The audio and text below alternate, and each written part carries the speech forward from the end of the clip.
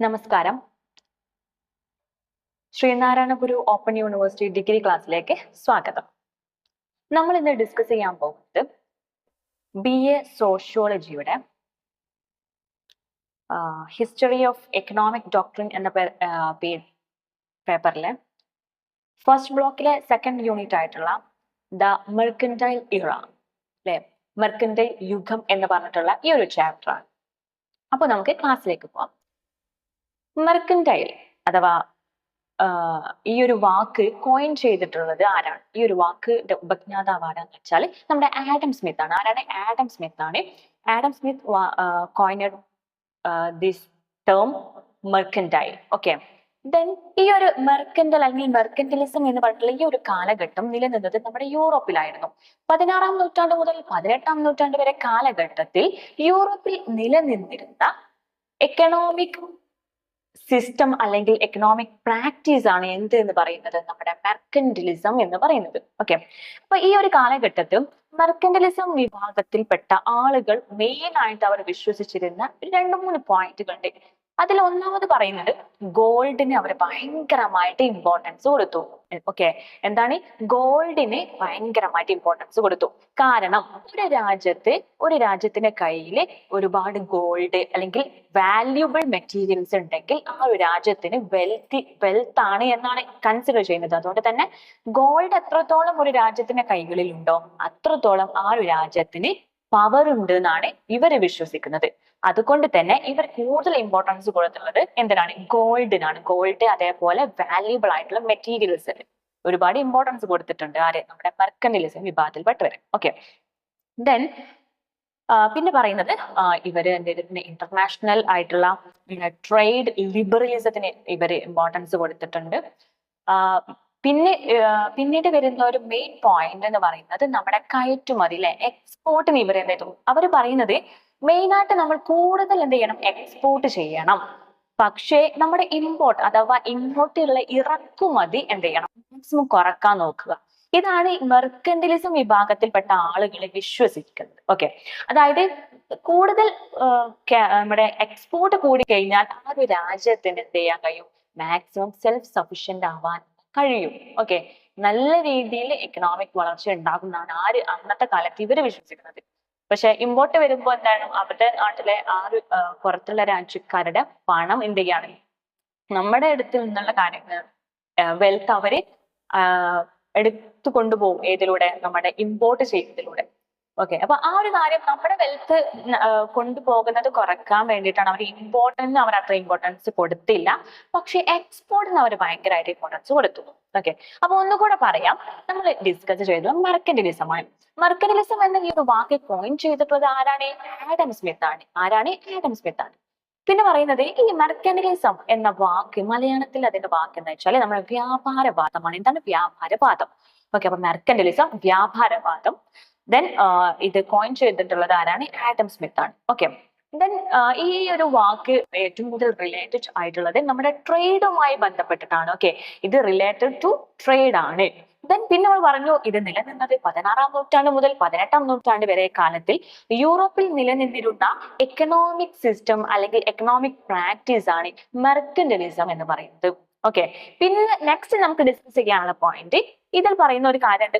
ഓരോ രാജ്യത്തിന്റെയും power wealth എന്തൊക്കെയാണ്? പവർ വെൽത്ത് ഇത് ഡിപ്പെൻഡ് ചെയ്യുന്നത് ആ ഒരു രാജ്യത്തിന്റെ കയ്യിലുള്ള ഗോൾഡ് ആൻഡ് വാല്യൂബിൾ തിങ്സുമായി ബന്ധപ്പെട്ടാണ്. ഓക്കെ, അതായത് ആ ഒരു രാജ്യത്തിന്റെ കയ്യിൽ എത്രമാത്രം ഗോൾഡ് ഉണ്ട്, എത്രമാത്രം വാല്യൂബിൾ മെറ്റീരിയൽസ് വാല്യൂബിൾ തിങ്സ് ആ ഒരു രാജ്യത്തിന്റെ കയ്യിലുണ്ട്, അതിനനുസരിച്ചാണ് ആ ഒരു രാജ്യത്തിന്റെ പവർ അതേപോലെ വെൽത്ത് നിർണ്ണയിക്കുന്നത്. ഓക്കെ, അപ്പൊ ഇതാണ് മെർക്കന്റലിസം വിഭാഗക്കാർ വിശ്വസിച്ചു പോന്നിരുന്നത്. പിന്നെ പറയുന്നത് നമ്മൾ പറഞ്ഞു ഇന്റർനാഷണൽ ട്രേഡ് ലിബറൽ അല്ലെ, ഇന്റർനാഷണൽ ട്രേഡ് ലിബറൽ ആകണം എന്നാണ് ആര് പറഞ്ഞത്? നമ്മുടെ മെർക്കന്റലിസം വിഭാഗക്കാര് പറയുന്നത്. കാരണം എന്താണെന്ന് വെച്ചാൽ ലിബറൽ ആകുന്ന സമയത്ത് എന്താണ് നമ്മൾ കൂടുതൽ എക്സ്പോർട്ട് ചെയ്യുക, പക്ഷെ ഇമ്പോർട്ട് നമ്മൾ എന്താ മാക്സിമം കുറക്കാൻ നോക്കുക. ഓക്കെ, എക്സ്പോർട്ട് കൂട്ടാം, ഇമ്പോർട്ട് കുറക്കുക. എന്നാൽ മാത്രമേ എന്ത് ചെയ്യാൻ കഴിയുള്ളൂ? നല്ല രീതിയിൽ വെൽത്ത് ഉണ്ടാവുള്ളൂ എന്നൊക്കെയാണ് ഇവര് വിശ്വസിക്കുന്നത്. അതുകൊണ്ട് തന്നെ ഇവർ എക്സ്ട്രീമലി അല്ലെങ്കിൽ സ്ട്രോങ് ആയിട്ട് എന്ത് ചെയ്തിട്ടുണ്ട്? അവര് നമ്മുടെ ഇമ്പോർട്ടിന് അഗെയിൻസ്റ്റ് ആണ്. നമ്മുടെ നാട്ടിലേക്ക് ഇറക്കുമതി ചെയ്യുക എന്ന ഈ ഒരു കാര്യത്തിനോട് അവർ ഭയങ്കരമായിട്ട് എഗെയിൻസ്റ്റ് ആണ്. ഓക്കെ, പിന്നെ നമ്മൾ പറഞ്ഞു എന്ത് വാല്യുബിൾ തിങ്സിന്റെ അളവ് കൂട്ടാൻ വേണ്ടിയിട്ടില്ലേ, വാല്യുബിൾ തിങ്സിന്റെ വാല്യൂ കൂട്ടാൻ വേണ്ടിയിട്ട്, അളവ് കൂട്ടാൻ വേണ്ടിയിട്ട് എന്ത് ചെയ്യാം, എക്സ്പോർട്ട് കൂട്ടിയാൽ മതി എന്നൊക്കെയാണ് ഇവര് പറയുന്നത്. ഇതോടുകൂടെ എന്ത് ചെയ്തു, ആധുനിക മുതലാളിത്തത്തിന് എന്ത് ചെയ്ത അടിത്തറ പാകാൻ തുടങ്ങി. ഓക്കെ, മോഡേൺ ക്യാപിറ്റലിസം എന്ത് ചെയ്യും, അതൊരു കാരണമായി. പിന്നെ നമ്മൾ പറയുന്നത് കൊളോണിയൽ വിജയത്തിലേക്കുള്ള, അതായത് കൊളോണിയൽ സാമ്രാജ്യങ്ങളിലൂടെ, അതായത് കൊളോണിയൽ ആയിട്ട് നമ്മൾ പിടിച്ചടക്കിയ സ്ഥലങ്ങൾ ഉണ്ടാവില്ലേ, രാജ്യങ്ങളിൽ, അതിലൂടെ ഇവർ എന്ത് ചെയ്യാൻ തുടങ്ങി, സാമ്രാജ്യങ്ങള് അല്ലെ, അവരുടെ ഇമ്പീരിയലിസം എന്ത് ചെയ്യാൻ തുടങ്ങി, സ്റ്റാർട്ട് ചെയ്യാൻ തുടങ്ങി. ഓക്കെ, ഇത്രയും കാര്യങ്ങളാണ് ആദ്യം നമുക്ക് ഡിസ്കസ് ചെയ്യാനുണ്ടായിരുന്നത്. ഓക്കെ, അപ്പൊ ഒന്നുകൂടെ പറയാം. ഒന്നാണ് ഇത് സ്റ്റാർട്ട് ചെയ്തത് 16-18 നൂറ്റാണ്ടിൽ യൂറോപ്പിലാണ് ഇത് സ്റ്റാർട്ട് ചെയ്തിട്ടുള്ളത്. പിന്നെ നമ്മൾ പറഞ്ഞു ഇവരെന്ത് ചെയ്തിട്ട് ഗോൾഡിന് ഇമ്പോർട്ടൻസ് കൊടുത്തിട്ടുണ്ട്. ഇവര് പറയുന്നത് വെച്ച് നോക്കുകയാണെങ്കിൽ ഒരു രാജ്യത്തിന്റെ പവർ, അതേപോലെ വെൽത്ത് എന്തിന്റെ അടിസ്ഥാനത്തിലാണ്, ആ ഒരു രാജ്യത്തിന്റെ ഗോൾഡിന്റെ അടിസ്ഥാനത്തിലാണ്. പിന്നെ നമ്മൾ പറഞ്ഞു ഇന്റർനാഷണൽ ട്രേഡ് ലിബറൽ ആകണം എന്നാണ് മെർക്കന്റിലിസം വിഭാഗക്കാർ പറയുന്നത്. പിന്നെ നമ്മൾ പറഞ്ഞൊരു പോയിന്റ് ആയിരുന്നു എക്സ്പോർട്ട് എന്ത് ചെയ്യാം, മാക്സിമം കൂട്ടുക, പക്ഷെ ഇമ്പോർട്ട് എന്ത് ചെയ്യാം, കുറക്കുക. ഇതായിരുന്നു ഇവരുടെ ഒരു തിയറി.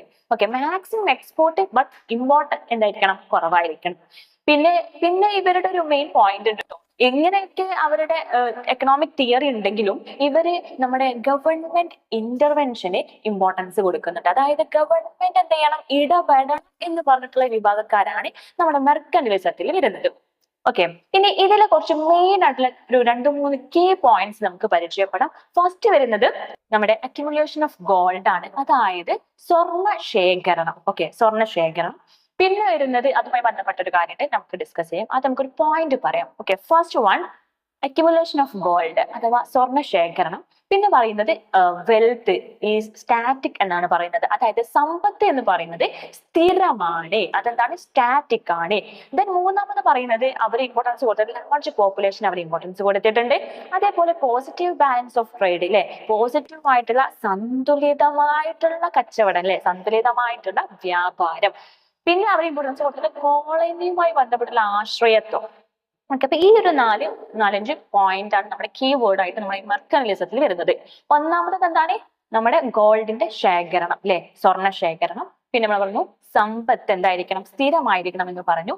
അതേപോലെ ലാർജ് പോപ്പുലേഷൻ. പിന്നെ നമ്മൾ പറഞ്ഞത് എന്തായിരിക്കണം, പോസിറ്റീവ് ബാലൻസ് ഓഫ് ട്രേഡ്. ഇത് കോളനി ആശ്രയം അല്ലെ, കോളനി എന്ത് ചെയ്യുക, ഡിപ്പെൻഡ് ചെയ്യുക. ഓക്കെ, ദെൻ നമുക്ക് ഇതൊന്ന് കുറച്ചുകൂടെ ചെറിയൊരു രീതിയിൽ ഡീറ്റെയിൽ ആയിട്ട് പറയാം. അതായത് സ്വർണ്ണ ശേഖരണം അല്ലെ, അതെങ്ങനെയാ മെർക്കന്റിലിസത്തിനെ ഹെൽപ്പ് ചെയ്യുന്നതെന്ന് ചോദിച്ചാല്, ഈ സ്വർണ്ണ ശേഖരണത്തില് നമുക്കറിയാം എല്ലാ രാജ്യത്തിനും എന്തില്ല, സ്വർണ്ണ ശേഖരണം ചെയ്യാൻ അല്ലെങ്കിൽ സ്വർണ്ണ കുഴിച്ചെടുക്കാനുള്ള ഗണികൾ എല്ലാ രാജ്യത്തിനും സ്വന്തമായിട്ട് ഇല്ല. അപ്പൊ ഇവരെന്ത് ചെയ്യും, സ്വന്തമായിട്ട് ഗണികൾ ഇല്ലാത്ത ഇവരെന്ത് ചെയ്യും, വേറെ ചില രാജ്യങ്ങൾ എന്ത് ചെയ്യാൻ തുടങ്ങും, ഈ കോളനി ആക്കിയിട്ടുണ്ടാവുമല്ലോ ചില രാജ്യങ്ങൾ. അപ്പൊ ആ രാജ്യങ്ങളൊക്കെ ചിലപ്പോൾ ഗണികൾ ഉണ്ടാവും. അപ്പൊ അവരെന്ത് ചെയ്യും, അവിടെ ഒരു ആധിപത്യം സ്ഥാപിച്ചിട്ട് അവിടുത്തെ വാല്യുബിൾ ആയിട്ടുള്ള മെറ്റീരിയൽസ്, ഗോൾഡ്, സിൽവർ ഇതൊക്കെ ഇവർ കൈക്കലാക്കാൻ നോക്കും. അങ്ങനെ ഇവരെന്ത് ചെയ്യും, അക്യുമുലേഷൻ ഓഫ് ഗോൾഡ് മാക്സിമം ഇവരെന്ത് ചെയ്യും, ശേഖരിക്കാൻ നോക്കും. ഓക്കെ, അതിന് മെയിൻ ആയിട്ടുള്ള ഒരു ഉദാഹരണം നമുക്ക് പറയുകയാണെങ്കിൽ ഗ്രേറ്റ് ബ്രിട്ടൻ, ഫ്രാൻസ്, സ്പെയിന് ഇവർക്കൊന്നും സ്വന്തമായിട്ട് എന്തില്ല, ഗണികളില്ല. ഓക്കെ, അപ്പൊ ഇവരെന്ത് ചെയ്യും, വേറുള്ള രാജ്യത്തിന്റെ, അതായത് മെയിൻ ആയിട്ട് അവർ എടുക്കുന്നത് ആരുടെ, അന്നത്തെ കാലത്ത് ഒരുപാട് രാജ്യങ്ങൾ എന്ത് ചെയ്തിട്ടുണ്ടാവും, വലിയ പവറുള്ള രാജ്യം, പവറൊന്നും ഇല്ലാത്ത ചെറിയ രാജ്യങ്ങളെയും, അതേപോലെ ആയുധ ശേഖരണമൊന്നും ഇല്ലാത്ത, പിന്നെ കിങ്ഷിപ്പിനും, അതായത് കിങ്ങിന്റെ കാര്യത്തിലൊക്കെ കുറെ പ്രശ്നങ്ങളൊക്കെ ഉള്ള നാടുകളൊക്കെ ഇവർ മാക്സിമം എന്ത് ചെയ്യും, ഇവരെ കൈക്കലാക്കി ഉണ്ടാവും. ഓക്കെ, മെയിൻ ആയിട്ട് ഇവർ കൈക്കലാക്കുന്നത് ഇവരുടെ ലാഭത്തിന് വേണ്ടിയിട്ടാണ്. നമ്മുടെ ഇത് കൊളോണിയലിസം ആക്കി മാറ്റുന്നത് ആ ഒരു വലിയ രാജ്യക്കാരുടെ അവരുടെ താല്പര്യത്തിനനുസരിച്ച് വേണ്ടിയിട്ടാണോ ഇങ്ങനെ ചെയ്യുന്നത്. അങ്ങനെ ഇവരെന്ത് ചെയ്യും, ഈ കൊളോണിയൽ പെട്ടിട്ടുള്ള നാടുകളിൽ നിന്നുള്ള വാല്യുബിൾ തിങ്സിനൊക്കെ അടിച്ചു മാറ്റും. ഇതാണ് അതിന് മെയിൻ ആയിട്ടുള്ള ഒരു എക്സാമ്പിൾ ആണ് നമ്മുടെ ബ്രിട്ടൻ, ഫ്രാൻസ്, അതേപോലെ നമ്മുടെ സ്പെയിനൊക്കെ. മെയിൻ ആയിട്ട് അവർക്ക് സ്വന്തമായിട്ട് ഗണികളില്ല. ഇവരെന്ത് ചെയ്യും, ഇങ്ങനത്തെ ഗണികളിൽ നിന്നും, അതായത് വേറെ ഒരു കോളനികളുടെ ഗണികളിൽ നിന്നും അടിച്ചു മാറ്റും. ഓക്കെ, ആ രീതിക്ക് നിങ്ങൾ മനസ്സിലാക്കാം. പിന്നെ നമുക്ക് പറയുന്നത്, ഇവർ പറയുന്നുണ്ട് ഗോൾഡ് എന്ന് പറയുന്നത് എന്താണ്, അത് ഗോൾഡ് എന്ന് പറയുന്നത് ആ ഒരു രാജ്യത്തിന്റെ അധികാരത്തെയും അതേപോലെ സമ്പത്തിലെ ആ ഒരു രാജ്യത്തിന്റെ വെൽത്തിനെയും സമ്പത്തിനെയും റിലേറ്റ് ചെയ്തിട്ടുള്ള ഒരു സാധനമാണ് ഗോൾഡ് എന്ന് പറയുന്നത്. ഈ ഗോൾഡ് ഒരു രാജ്യത്തിന് കൂടുതലായിട്ട്, ആ ഒരു രാജ്യത്തിന് കൂടുതൽ ഗോൾഡ് ഉണ്ടെങ്കിൽ ഇവരെന്താണ്, ഇവർക്ക് എന്ത് ചെയ്യാൻ കഴിയും, ആ രാജ്യത്തിന് സൈനികരുണ്ടാവും അല്ലെ, അപ്പൊ സൈനികർക്ക് എന്ത് ചെയ്യാൻ കഴിയും, നല്ല രീതിയിൽ പണമൊക്കെ കൊടുക്കാൻ കഴിയും. സൈനികർക്ക് നല്ല രീതിയിൽ എന്ത് ചെയ്യാൻ കഴിയും, ഇവർക്ക് പണം കൊടുക്കാൻ കഴിയും. അതേപോലെ ഇവർക്ക് എന്ത് ചെയ്യാൻ കഴിയും, സാമ്രാജ്യം സ്ഥാപിക്കാൻ കഴിയില്ല, ഒരുപാട് സാമ്രാജ്യങ്ങളൊക്കെ സ്ഥാപിക്കാൻ കഴിയും. മാത്രവുമല്ല ഈ ഗോൾഡിനെ അവർ കണക്കാക്കുന്നത് തന്നെ അവരുടെ സാമ്പത്തികത്തിന്റെ, അവരുടെ സമ്പത്തിന്റെ പ്രതീകാത്മകമായിട്ടില്ലേ, പ്രതീകാത്മകമായിട്ടാണ് അവർ എന്തിനെ കാണുന്നത്, നമ്മുടെ ഗോൾഡിനെ കാണുന്നത്. പിന്നെ നമ്മൾ പറഞ്ഞു നമ്മുടെ ഈ ഗോൾഡ്, ഇപ്പൊ നമ്മുടെ രാജ്യം ഇന്ത്യ, നമ്മുടെ രാജ്യത്തിന് എന്താണ് അത്യാവശ്യം നല്ല രീതിയിൽ ഗോൾഡ് ഉണ്ടെങ്കിൽ നമ്മൾ മറ്റു രാജ്യക്കാരെ നമ്മൾ ആക്രമിക്കാൻ വരില്ല, കാരണം നമുക്ക് വെൽത്ത് ഉണ്ട്, പവർ ഉണ്ട് അല്ലെ. ഒരു ഉദാഹരണം ഞാൻ പറയണം. അതേപോലെ ബാക്കിയുള്ള അധിനിവേശത്തെ ചെറുത്ത് നിൽക്കാൻ വേണ്ടിയിട്ട് ഇവരെന്ത് ചെയ്യും, സ്വർണത്തെ ഇവരെ കണക്കാക്കിയിട്ടുണ്ട്. അതായത് ആ ഒരു രാജ്യത്തിന്റെ കയ്യിൽ ഇത്രത്തോളം സ്വർണ്ണം ഉണ്ടെങ്കിൽ നമുക്ക് ആ രാജ്യത്തിന് കീഴ്പ്പെടുത്താൻ കഴിയില്ല എന്നുള്ള ഒരു മൈൻഡ്, ഒരു മൈൻഡ് അന്നത്തെ കാലത്തെ ആളുകൾക്ക് ഉണ്ടായിരിക്കും. ഓക്കെ, അപ്പൊ ആ ഒരു കാര്യം കൂടെ നോക്കുക. അപ്പൊ ഇതൊക്കെയാണ് നമ്മുടെ അക്യുമുലേഷൻ ഓഫ് ഗോൾഡ് ആ ഒരു ഭാഗത്ത് വരുന്ന പോയിന്റ്സ്. ഓക്കെ, അപ്പൊ ഒന്നാമത് പറയുന്നത് ഗോൾഡ് എന്ന് പറയുന്നത് തന്നെ അവര് എന്തായിട്ട് കണക്കും, അവരുടെ അധികാരമായിട്ടും സമ്പത്ത് അല്ലെ, അവരുടെ സമ്പത്ത്, വെൽത്ത്, പവർ, ഇതുമായി ബന്ധപ്പെട്ടുള്ള ഒരു സാധനമാണ് എന്തെന്ന് പറയുന്നത്, ഗോൾഡ് എന്ന് പറയുന്നത്. പിന്നെ ഈ ഗോൾഡ് നല്ല രീതിയിൽ നല്ല രീതിയിൽ ഉണ്ടാവുമ്പോൾ അവരെന്ത് ചെയ്യും, സൈനികർക്ക് നല്ല രീതിയിൽ പേയ്മെന്റ് ചെയ്യാൻ കഴിയും അല്ലെ, അവർക്ക് അവരുടെ വരുമാനം കൊടുക്കാൻ കഴിയും. അതേപോലെ അതോടുകൂടെ എന്ത് ചെയ്യും, നല്ല ആർമി അവർക്ക് ഉണ്ടാവും. അപ്പൊ അവരുടെ സാമ്രാജ്യം ആ രീതിയിലും മറ്റു പല രീതിയിലും ഗോൾഡ് അവരുടെ കയ്യിലുണ്ടാവും, അവർക്ക് നല്ലൊരു സാമ്രാജ്യം സ്ഥാപിക്കാൻ കഴിയും. പിന്നെ നമ്മൾ പറഞ്ഞു അധിനിവേശത്തെ അവർക്ക് ചെറുത്ത് നിൽക്കാൻ കഴിയും. മാത്രവുമല്ല ഗോൾഡ് എന്ന് പറയുന്നത് സമ്പത്തിന്റെ പ്രതീകാത്മകമായിട്ടാണ് കാണുന്നത്. ഇത്രയും കാര്യങ്ങളാണ് നമ്മുടെ സ്വർണ്ണ ശേഖരണം, അക്യുമുലേഷൻ ഓഫ് ഗോൾഡ് പറയുന്നത്. ഓക്കെ, ദെൻ നെക്സ്റ്റ് നമുക്ക് പറയാനുള്ളത് വെൽത്ത് ഈസ് സ്റ്റാറ്റിക് അല്ലെ, സമ്പത്ത് എന്ന് പറയുന്നത് സ്ഥിരതയുള്ളതാണ് എന്നാണ് മെർക്കന്റിലിസം വിശ്വസിക്കുന്നത്. അതായത് ഇവർ പറയുന്ന ഒരു കാര്യമുണ്ട്, ഈ മെർക്കന്റിലിസക്കാരുടെ ഹേർട്ട് ഓഫ് ദ മെർക്കന്റിലിസം ബിലീവ് ചെയ്യുന്നത് എന്തിലാണ്, വെൽത്ത് ഈസ് സ്റ്റാറ്റിക് അല്ലെ, സമ്പത്ത് എന്ന് പറയുന്നത് സ്ഥിരതയുള്ളതാണ് എന്നാണ് ആര് വിശ്വസിക്കുന്നത്, നമ്മുടെ മെർക്കന്റിലിസക്കാര് വിശ്വസിക്കുന്നത്. ഓക്കെ, ദെൻ അതിന് അവർ പറയുന്ന ഒരു കാരണം അവര് കണ്ടെത്തിയ കൂടുതൽ എന്ത് ചെയ്യാം, ഈ എക്സ്പോർട്ട് കൂട്ടുക. Okay, more export and less import. Okay, അതായത് അവരെന്ത് ചെയ്യാം, ഇമ്പോർട്ട് ചെയ്യുന്നതിനെക്കാട്ടിൽ കൂടുതൽ എന്ത് ചെയ്യാം, ഒരു രാജ്യം എക്സ്പോർട്ടിന് ഇമ്പോർട്ടൻസ് കൊടുക്കുക. അതേപോലെ ഇങ്ങനെ ചെയ്യാൻ കാരണം എന്താണെന്ന് വെച്ചാൽ ചില രാജ്യക്കാർക്കൊക്കെ എന്തുണ്ടാവും, ഗോൾഡ് എന്ന് പറയുന്ന അല്ലെങ്കിലും എന്താണ്, അതൊരു റെയർ സാധനമാണ് അല്ലെ. നമുക്കിപ്പോ മുറ്റത്തൊക്കെ പോയി നോക്കി കഴിഞ്ഞാൽ എല്ലായിടത്തും നമുക്ക് ഗോൾഡ് കാണാൻ പറ്റുമോ, ഇല്ല. കാരണം എന്താ, അത് എല്ലായിടത്തും സുലഭ്യമായിട്ടുള്ള ഒരു സാധനമല്ല ഗോൾഡ്, വജ്രം ഈ തുടങ്ങിയിട്ടുള്ള മെറ്റീരിയൽസ് ഒന്നും എന്തല്ല നമുക്ക് ഭയങ്കര ലഭ്യതയുള്ള സാധനമല്ല അല്ലെ. ഇതൊക്കെ പറഞ്ഞാല് ഖനികൾ കുഴിച്ചെടുത്ത് ഒരുപാട് പ്രോസസ് ഒക്കെ ചെയ്തിട്ടാണ് നമ്മള് ഒരു കുറച്ച് തരികളായിട്ടൊക്കെ ആയിട്ടാണ് നമുക്ക് സ്വർണം നമ്മൾ ഈ ഒരു രൂപത്തിലേക്ക് നമ്മൾ ഉപയോഗിക്കുന്ന ഈ ഒരു രൂപത്തിലേക്ക് മാറ്റിയെടുക്കുന്നത് അല്ലെ. അപ്പൊ അതിന്റെ പ്രോസസ്സ് എന്നൊക്കെ പറഞ്ഞാൽ അത്യാവശ്യം നല്ല പണിയുള്ള ഒരു പ്രോസസ്സാണ്. അതുകൊണ്ട് തന്നെ അതിന്റെ ചെലവേറിയതാണ്. മാത്രമല്ല അത് റെയർ ആണ് അല്ലെ. ഭൂമിയിൽ എല്ലായിടത്തും സ്വർണ്ണമൊന്നും ഇല്ല. എല്ലായിടത്തും സ്വർണ്ണം ഉണ്ടെങ്കിൽ സ്വർണത്തിന് വാല്യൂ ഉണ്ടാവില്ലല്ലോ. ആ സാധനം ലഭ്യത, അതിന്റെ അളവിൽ ലഭ്യത കുറഞ്ഞത് കൊണ്ടാണ് ആ ഒരു സാധനത്തിന് ഭയങ്കര വാല്യൂബിൾ ആയിട്ടുള്ളത് അല്ലെ. അത് തന്നെയാണ് ഇവിടെ പറയുന്നത്. അതായത് ഗോൾഡ് എന്ന് പറയുന്നത് എന്താ, ഭയങ്കരമായിട്ട് ലഭ്യത വളരെ റെയർ ആണ്. ഓക്കെ, അപ്പം ഗോൾഡ് ഒരു രാജ്യത്തിന്റെ കയ്യിൽ ഗോൾഡ് ഇല്ലാന്നുണ്ടെങ്കിൽ ആ ഒരു രാജ്യത്തിന്റെ വെൽത്ത് എന്താണ്, ലോസ് ആണ് എന്ന രീതിക്കാണ് അവർ അതിനെ മനസ്സിലാക്കിയിട്ടുള്ളത്. അതുകൊണ്ടാണ് അവർ പറയുന്നത് വെൽത്ത് എന്ന് പറയുന്നത് എന്താണ്, ഈ സ്റ്റാറ്റിക് ആണ് എന്ന് പറഞ്ഞു. ഓക്കെ, അപ്പൊ അവര് ഗോൾഡിന് ഇമ്പോർട്ടൻസ് കൊടുത്തു. ഇങ്ങനത്തെ കുറച്ച് പോയിന്റുകളാണ് നിങ്ങൾ ഏറ്റവും കൂടുതൽ മനസ്സിലാക്കേണ്ടത് കേട്ടോ. പിന്നെ നമ്മൾ പറഞ്ഞതും പറയാൻ നമുക്കുള്ളത് ഒരു പോയിന്റ് ആണ് ലാർജ് പോപ്പുലേഷൻ. ഓക്കെ, മെർക്കലിസം ഈ ലാർജ് പോപ്പുലേഷൻ എങ്ങനെയാണ് ഉപയോഗിച്ചതെന്ന് വെച്ചാല് അവര് പറയുന്നത് ഒരു രാജ്യം, ആ ഒരു രാജ്യത്തിന് കൂടുതൽ പോപ്പുലേഷൻ, ഒരുപാട് ജനസംഖ്യ ആ ഒരു രാജ്യത്തുണ്ടെങ്കിൽ ആ ഒരു രാജ്യത്തിന് പവർ ഉണ്ട് എന്നാണ് ആര് വിശ്വസിക്കുന്നത്, മെർക്കന്റിലിസം വിഭാഗക്കാരെ വിശ്വസിക്കുന്നത്. ഓക്കെ, അതായത് ബിഗർ പോപ്പുലേഷൻ എന്തിന് കാരണമാണ്, മോർ വെൽത്തിന് കാരണമാണ് എന്നാണ് മെർക്കന്റിലിസം വിഭാഗക്കാരെ വിശ്വസിക്കുന്നത്. ഓക്കെ, അത് എങ്ങനെയാന്ന് വെച്ചാല് ഇപ്പൊ നമ്മൾ ഒരു രാജ്യത്ത് ഒരുപാട് ആളുകളുണ്ട്. ഓക്കെ, ഒരുപാട് പീപ്പിൾസ് ഉണ്ടെങ്കിൽ അവിടുത്തെ ആളുകൾക്ക് തൊഴിലുണ്ടാവില്ലേ, അവര് ജോലി ചെയ്യൂലേ. അവര് ജോലി ചെയ്യുന്ന സമയത്ത് ആ ഒരു രാജ്യത്തിന്റെയും ഒരുപാട് പ്രൊഡക്ഷൻ നടക്കും. അതുപോലെ തന്നെ ആ ഒരു രാജ്യത്ത് എന്തുണ്ടാവും, അത് ആ രാജ്യത്തിനകത്ത് തന്നെ ഇൻകം ഉണ്ടാവും, അല്ലെ, വരുമാനം വർദ്ധിക്കും. അപ്പൊ ഇത് അങ്ങനെ എല്ലാ ആളുകളും, ഇപ്പൊ ഒരു രാജ്യത്ത് 100 പേരുണ്ട്, ആ 100 പേർക്കും ജോലി ചെയ്യുന്ന 100 പേരും ലാബേഴ്സ് ആണ്, അവർ വർക്ക് ചെയ്യുന്നത്. ആ സമയത്ത് അവർക്ക് ഇൻകം കിട്ടും, അല്ലെ.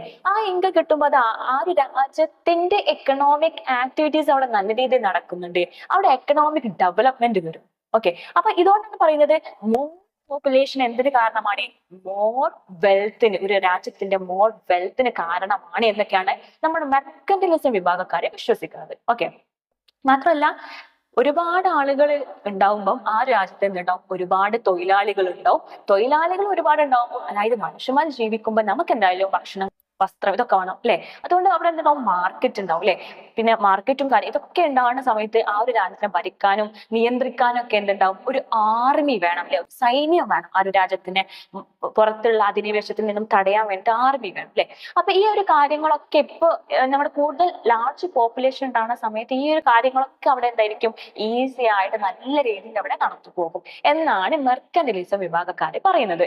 പിന്നെ പറയുന്നത് പോസിറ്റീവ് ബാലൻസ് ഓഫ് ട്രേഡ് എന്ന് പറയുന്നത്, അതായത് എക്സ്പോർട്ട് ആണ് അവർ മെയിൻ ആയിട്ട് ഇമ്പോർട്ടൻസ് കൊടുക്കുന്നത്, നമ്മൾ പറഞ്ഞു, അല്ലെ. അതായത് export more than the import to accumulate wealth എന്നാണ് അവർ പറയുന്നത്. അതായത് നല്ല രീതിയിൽ സമ്പത്ത് അക്യുമുലേറ്റ് ചെയ്യാൻ വേണ്ടിയിട്ട് എന്താണ് വേണ്ടത്, ആ ഒരു രാജ്യം കൂടുതൽ എന്ത് ചെയ്യണം, എക്സ്പോർട്ട് ചെയ്യണം. ആ ഒരു രാജ്യത്ത് നിന്ന് ഒരുപാട് സാധനങ്ങൾ എന്ത് ചെയ്യണം, കയറ്റുമതി ചെയ്യണം. അപ്പോഴാണ് എന്ത് ചെയ്യുക, ആ ഒരു രാജ്യത്ത് വെൽത്ത് അക്യുമുലേറ്റ് ചെയ്യാൻ കഴിയുക. ആ ഒരു രീതിയിൽ എന്ത് ചെയ്യണം, ബാലൻസ് ഓഫ് ട്രേഡ്, അല്ലെ, ട്രേഡിനെ ബാലൻസ് ചെയ്യണം, അത് പോസിറ്റീവ്ലി ബാലൻസ് ചെയ്യണം ഒക്കെയാണ് ഇവര് പറയുന്നത്. ഓക്കെ, പിന്നെ പറയുന്നത് കോളനിയുമായിട്ടുള്ള ആശ്രിതത്വം. അതെന്താന്ന് വെച്ചാൽ നമുക്കറിയാം, കോളനികളെ എന്ത് ചെയ്യുന്നുണ്ട് ഇവര്, വലിയ വലിയ സാമ്രാജ്യം കോളനികളെ അവരുടെ കീഴിലാക്കി മാറ്റും. അങ്ങനെ ഇവരെന്ത് ചെയ്യും, ആ ഒരു കോളനിയിലും എന്തുണ്ടാവും, ചിലപ്പോൾ വാല്യുബിൾ തിങ്സും മെറ്റീരിയൽസും ഗോൾഡ് ഒക്കെ ചിലപ്പോൾ ഉണ്ടാവും. അപ്പൊ അവരെന്ത് ചെയ്യും, അവര് ഈ വലിയ വലിയ സാമ്രാജ്യങ്ങൾ എന്ത് ചെയ്യും, ഇത് കീഴടക്കും. അവര് മുഖേന ആ ഒരു രാജ്യത്തിലെ ഈ ഇതുപോലെയുള്ള വലിയ വലിയ വാല്യുബിൾ ആയിട്ടുള്ള സാധനമൊക്കെ ഇവര് മുഖേനയാണ് ഇത് കൈമാറ്റം ചെയ്യപ്പെടുന്നത്. ഓക്കെ, അല്ലാതെ ആ ഒരു കോളനി, ഇപ്പം ഇന്ത്യ ഒരു കോളനി ആയിരുന്നില്ലേ, ബ്രിട്ടന്റെ ഒരു കോളനി ആയിരുന്നു ഇന്ത്യ. അപ്പൊ ഇന്ത്യയിൽ എന്തുണ്ട്, ഒരുപാട് സ്വർണങ്ങളും ഒരുപാട് പണവും അങ്ങനത്തെ ഒരുപാട് വാല്യുബിൾ ആയിട്ടുള്ള, അപ്പൊ നമുക്കറിയാം കോഹിനൂർ ടെക്നൊക്കെ നമ്മൾ കേട്ടിട്ടുണ്ട്, അല്ലെ. അതൊക്കെ ഇവിടുന്ന് അടിച്ചു മാറ്റി കൊണ്ടുപോയിരുന്നു അവര്. അപ്പൊ അതാണ് പറയുന്നത്, അതുപോലെയുള്ള ഒരുപാട് സാധനങ്ങൾ എന്ത് ചെയ്തു, ഈ വലിയ രാജ്യങ്ങൾ എന്ത് ചെയ്യും, നമ്മളെന്ന് ഈ കോളനികളിൽ നിന്ന് അടിച്ചു മാറ്റി കൊണ്ടു, ഇങ്ങനെ തന്നെ പറയാം, അല്ലെ, ലൂട്ട് ചെയ്യാന്ന് പറയാം നമുക്ക്. ഓക്കെ, അപ്പം അങ്ങനെ ചെയ്യുന്ന സമയത്തും എന്ത് ചെയ്യും, ഈ മെർക്കന്റിലിസത്തില് ഇവർ പറയുന്നത് ആ രീതിയിലും ഗോൾഡും കാര്യങ്ങളൊക്കെ അവര് മാക്സിമം എടുത്തിട്ടുണ്ട്, കൈമാറ്റം ട്രാൻസ്ഫർ ചെയ്തിട്ടുണ്ട് എന്നൊക്കെയാണ് പറയുന്നത്. അങ്ങനെ ഇവർ ഈ ഒരു കാലഘട്ടത്തിൽ, ഈ മെർക്കന്റിലിസം കാലഘട്ടത്തിൽ ഈ കൊളോണിയൽ ഉള്ള രാജ്യക്കാർക്ക്, അല്ലെങ്കിൽ കോളനി ആക്കപ്പെട്ട രാജ്യത്തിന് എന്തില്ല, സ്വന്തമായിട്ട് എക്സ്പോർട്ട് ചെയ്യാനുള്ള അധികാരമൊന്നും ഇല്ല കേട്ടോ. ഡയറക്റ്റ് എക്സ്പോർട്ട് ചെയ്യുക, എന്നിട്ട് അതിന്റെ ഇൻകം അവർ മേടിക്കുക, ആ പരിപാടിയേ ഇല്ല. ഡയറക്റ്റ് എക്സ്പോർട്ടും ഇമ്പോർട്ടും ഒന്നും ഇല്ല.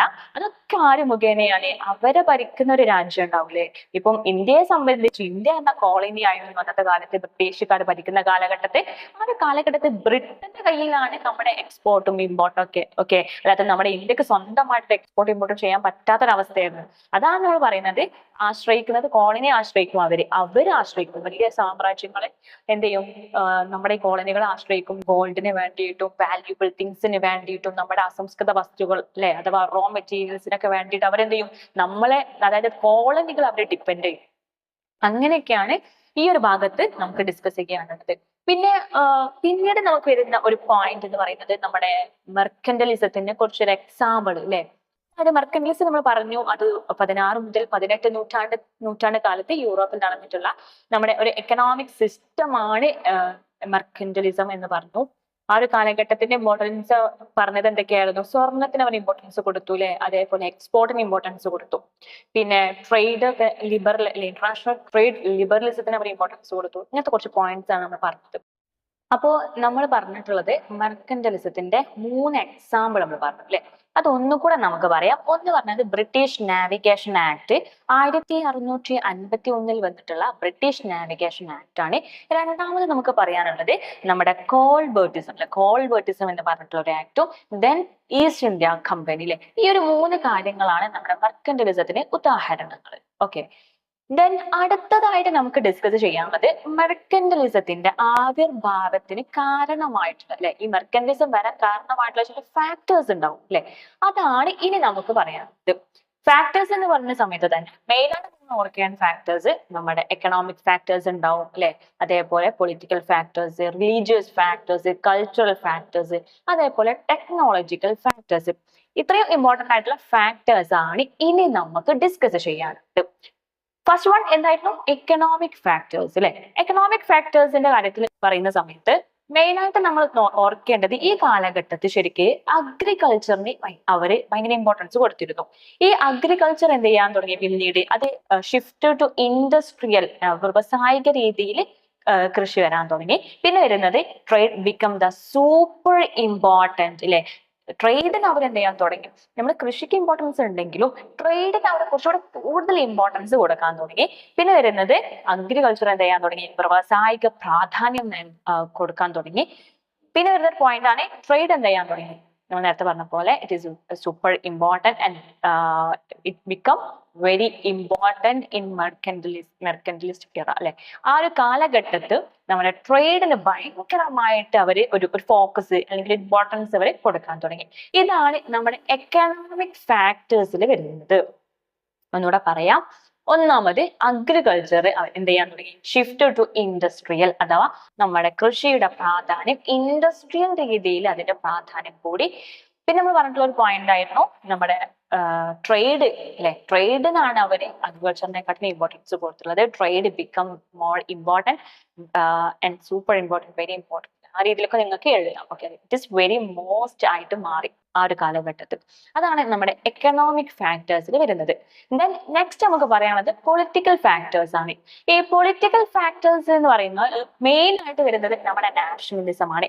നാഷണലിസം എന്ത് ചെയ്യാൻ തുടങ്ങി, become a big deal or strong force ആവാൻ തുടങ്ങി അല്ലെ. നാഷണലിസത്തിന് അവർ എന്ത് ചെയ്യാൻ തുടങ്ങി, ഭയങ്കര ഇമ്പോർട്ടൻസ് വരാൻ തുടങ്ങി.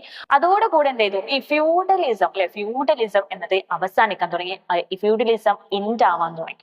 പിന്നെ വരുന്നത് എന്ത് ചെയ്തു, ഫ്യൂഡലിസം ഇൻഡ് ആവുന്നതോട് കൂടെ കിങ്ഷിപ്പിന് കിങ്ങിന് എന്ത് ചെയ്യാൻ തുടങ്ങി, പ്രാധാന്യം വരാൻ തുടങ്ങി. ഇതൊക്കെയാണ് നമ്മുടെ മെർക്കന്റലിസം ആ ഒരു കാലഘട്ടത്തിൽ ഈ മെർക്കന്റലിസ്റ്റ് വരാനുള്ള അതിന്റെ ആവിർഭാവത്തിന് കാരണമായിട്ടുള്ള പൊളിറ്റിക്കൽ ഫാക്ടേഴ്സ്. ഓക്കെ, ദെൻ മൂന്നാമത് നമുക്ക് പറയാനുള്ളത് നമ്മുടെ റിലീജിയസ് ഫാക്ടേഴ്സ് ആണ്. റിലീജിയസ് ഫാക്ടേഴ്സിൽ മെയിൻ ആയിട്ട് നമുക്ക് പറയാനുള്ളത് ആ ഒരു കാലഘട്ടത്തിൽ അവിടെ ഭരിച്ചിരുന്നത് നമ്മുടെ പോപ്പായിരുന്നു. അധികാരത്തില് എന്തായിരുന്നു, പോപ്പായിരുന്നു. അതുകൊണ്ട് തന്നെ ആ ഒരു കാലഘട്ടത്തിൽ ഒരുപാട് മൂവ്മെന്റുകൾ നടന്നിട്ടുണ്ട് അഗൈൻസ്റ്റ് ദ റോമൻ കത്തോലിക് ചർച്ചിലെ. റോമൻ കത്തോലിക്ക ചർച്ചിനെതിരെ ഒരുപാട് മൂവ്മെന്റുകൾ നടന്നിട്ടുണ്ട്. പിന്നീട് ഈ ഒരു മൂവ്മെന്റ് നടക്കുന്നതോട് കൂടെ എന്ത് ചെയ്യാണ്, അവിടുത്തെ പോപ്പിന്റെ അധികാരത്തെ ചാലഞ്ച് ചെയ്യാൻ തുടങ്ങുകയാണ്. ഓക്കെ, ഇതിനൊരു കാരണം എന്താണെന്ന് വെച്ചാൽ ആ ഒരു കാലഘട്ടത്തിൽ ഇവരായിരുന്നു നമ്മുടെ യൂറോപ്പ് ആ ഭാഗങ്ങളിലൊക്കെ എക്കണോമിക് ആയിട്ടും പൊളിറ്റിക്കൽ ആക്ടിവിറ്റീസിനൊക്കെ കൺട്രോൾ ചെയ്തിരുന്നത് നമ്മുടെ റോമൻ കത്തോലിക് ചർച്ച്, പോപ്പ്, ഇവരൊക്കെ ആയിരുന്നു മെയിനായിട്ട് ഇത് കൺട്രോൾ ചെയ്തിരുന്നത്. ഓക്കെ, അതുകൊണ്ട് തന്നെ എന്ത് ചെയ്യാൻ തുടങ്ങി, ഈ ഒരു മെർക്കന്റലിസം വരുന്ന സമയത്ത് ഇതൊക്കെ എന്ത് ചെയ്യാൻ തുടങ്ങി, ചാലഞ്ച് ആവാൻ തുടങ്ങി. ഇതൊക്കെ ആളുകൾ ചോദ്യം ചെയ്യാൻ തുടങ്ങി. ദെൻ നെക്സ്റ്റ് നമുക്ക് പറയാനുള്ളതാണ് cultural factors. Cultural factors main ആയിട്ട് നമുക്ക് പറയുമ്പോൾ ഒരു മെയിൻ പോയിന്റ് ഉണ്ട്.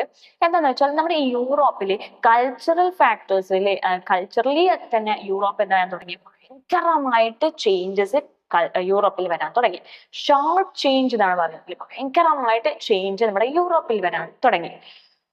ഇതിൽ അവർ പറയുന്ന ഒരു ടേം ഉണ്ട്, അതായത് നമ്മുടെ സ്വർഗീയ ജീവിതത്തിനെക്കാട്ടും നല്ലത് നമ്മളിപ്പോൾ ജീവിച്ചിരിക്കുന്ന ഈ ലൗകിക ജീവിതമാണ് പ്രാധാന്യം കൊടുക്കേണ്ടത് എന്നാണ് നമ്മുടെ ഈ ഒരു കൾച്ചറൽ ഫാക്ടേഴ്സിൽ വരുന്നത്. അതായത് അവർ എന്ത് ചെയ്യാൻ തുടങ്ങി, കൂടുതൽ പണത്തിന് ഇമ്പോർട്ടൻസ് കൊടുക്കാൻ തുടങ്ങി. പണത്തിന് ഭയങ്കര ഇമ്പോർട്ടൻസ്, അതിനാണ് ഭയങ്കര വാല്യൂ എന്ന് പറയുന്ന കാര്യങ്ങളൊക്കെ നമ്മുടെ ഈ കൾച്ചറൽ ഫാക്ടേഴ്സിൽ വരുന്നു. ദെൻ നെക്സ്റ്റ് നമുക്ക് ഡിസ്കസ് ചെയ്യാനുള്ളത് നമ്മുടെ ടെക്നോളജിക്കലി സയന്റിഫിക്കലി ആയിട്ടുള്ള കുറച്ച് ഫാക്ടേഴ്സ് ആണ്.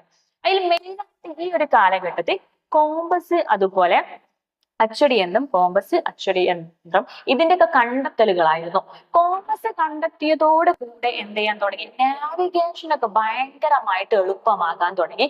നാവിഗേഷൻ എളുപ്പമാകുന്നതോട് കൂടെ എന്ത് ചെയ്യാൻ തുടങ്ങി, ഓരോ രാജ്യത്തിനും എന്ത് ചെയ്യാം, നമ്മുടെ ഇന്ത്യ എന്ത് ചെയ്തു, ഇന്ത്യയിൽ കോമ്പസ് കണ്ടെത്തിയിട്ടുണ്ടെങ്കിൽ നമ്മുടെ ഇന്ത്യയിൽ നിന്ന് എന്ത് ചെയ്യുന്നു, മറ്റു രാജ്യത്തിലേക്ക് നമ്മൾ എന്ത് ചെയ്യും, ഡിസ്കവർ ചെയ്യാൻ വേണ്ടി, മറ്റു രാജ്യങ്ങളെ അന്വേഷിക്കാൻ വേണ്ടിയിട്ട്, അവിടുത്തെ കാര്യങ്ങളൊക്കെ അറിയാൻ വേണ്ടിയിട്ട്, ചുറ്റും എന്താണെന്ന് അറിയാൻ വേണ്ടിയിട്ട് നമ്മൾ എന്ത് ചെയ്യും, സഞ്ചരിക്കും അല്ലെ.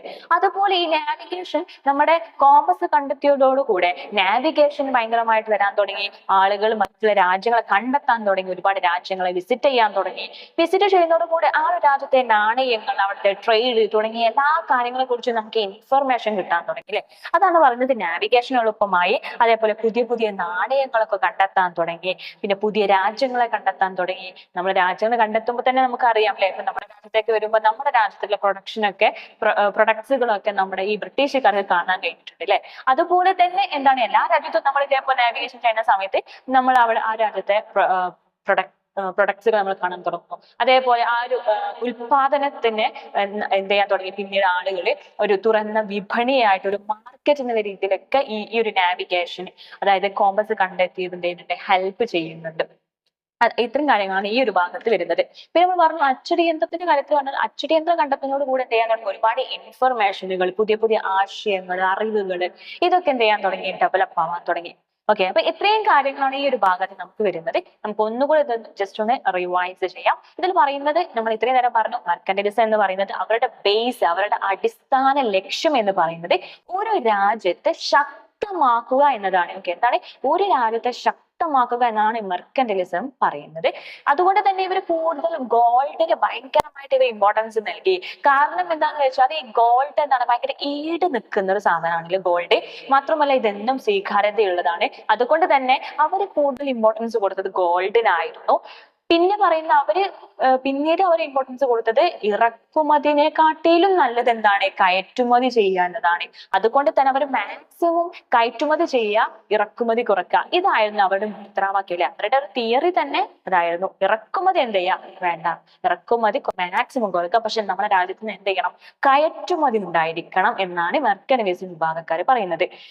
അതുകൊണ്ട് അവര് ഈ വ്യാപാരം എന്നതിനെ അവർ പറയുന്നത് ഇതൊരു അനിവാര്യമായിട്ടുള്ള തൊഴിലാണ് എന്നും, കൃഷി എന്നത് ഏറ്റവും പ്രധാനപ്പെട്ടതാണ്. ഒരിക്കലും അവര് കൃഷിയെ ഭയങ്കരമായിട്ട് അത് വേണ്ട എന്ന രീതിക്കൊന്നും അവർ പറയുന്നില്ല. കൃഷിക്ക് അതിൻ്റെതായിട്ടുള്ള ഇമ്പോർട്ടൻസ് ഉണ്ട്, പക്ഷെ അവരെ കൂടുതൽ പ്രാധാന്യം കൊടുത്തത് പിന്നീട് ട്രേഡിനായിരുന്നു. കാരണം അത് കൃഷി ഡയറക്റ്റ് ഒരു വരുമാനം കറക്റ്റ് ഡയറക്റ്റ് ആയിട്ട് കിട്ടുന്നുണ്ട്. പക്ഷെ ട്രേഡ് ചെയ്യുന്ന സമയത്ത് ഡയറക്റ്റ് ആയിട്ട് സമ്പത്ത് അവർക്ക് ഉണ്ടാക്കാൻ കഴിയും എന്നതുകൊണ്ടാണ്. ഓക്കെ, പിന്നെ പറയുന്നത് നമ്മുടെ റെഗുലേഷൻ ഓഫ് എക്കണോമിക് ലൈഫ്, അത് എന്താ പറയാ, റെഗുലേറ്റ് ചെയ്യുന്നത് ആരായിരുന്നു, മെർക്കന്റിലിസം പറയുന്നത് അത് ആരാണ് വേണ്ടത്, ഗവൺമെന്റ് ആയിരിക്കണം. ആ ഒരു കാലത്തിലൊക്കെ കൺട്രോൾ ചെയ്യേണ്ടത്, ഇന്റർവെൻഷനിൽ അവർ ഇടപെടേണ്ടതൊക്കെ ആരായിരിക്കണം, ഗവൺമെന്റ് ആയിരിക്കണം എന്നൊക്കെയാണ് മെർക്കന്റിലിസം പറയുന്നത്.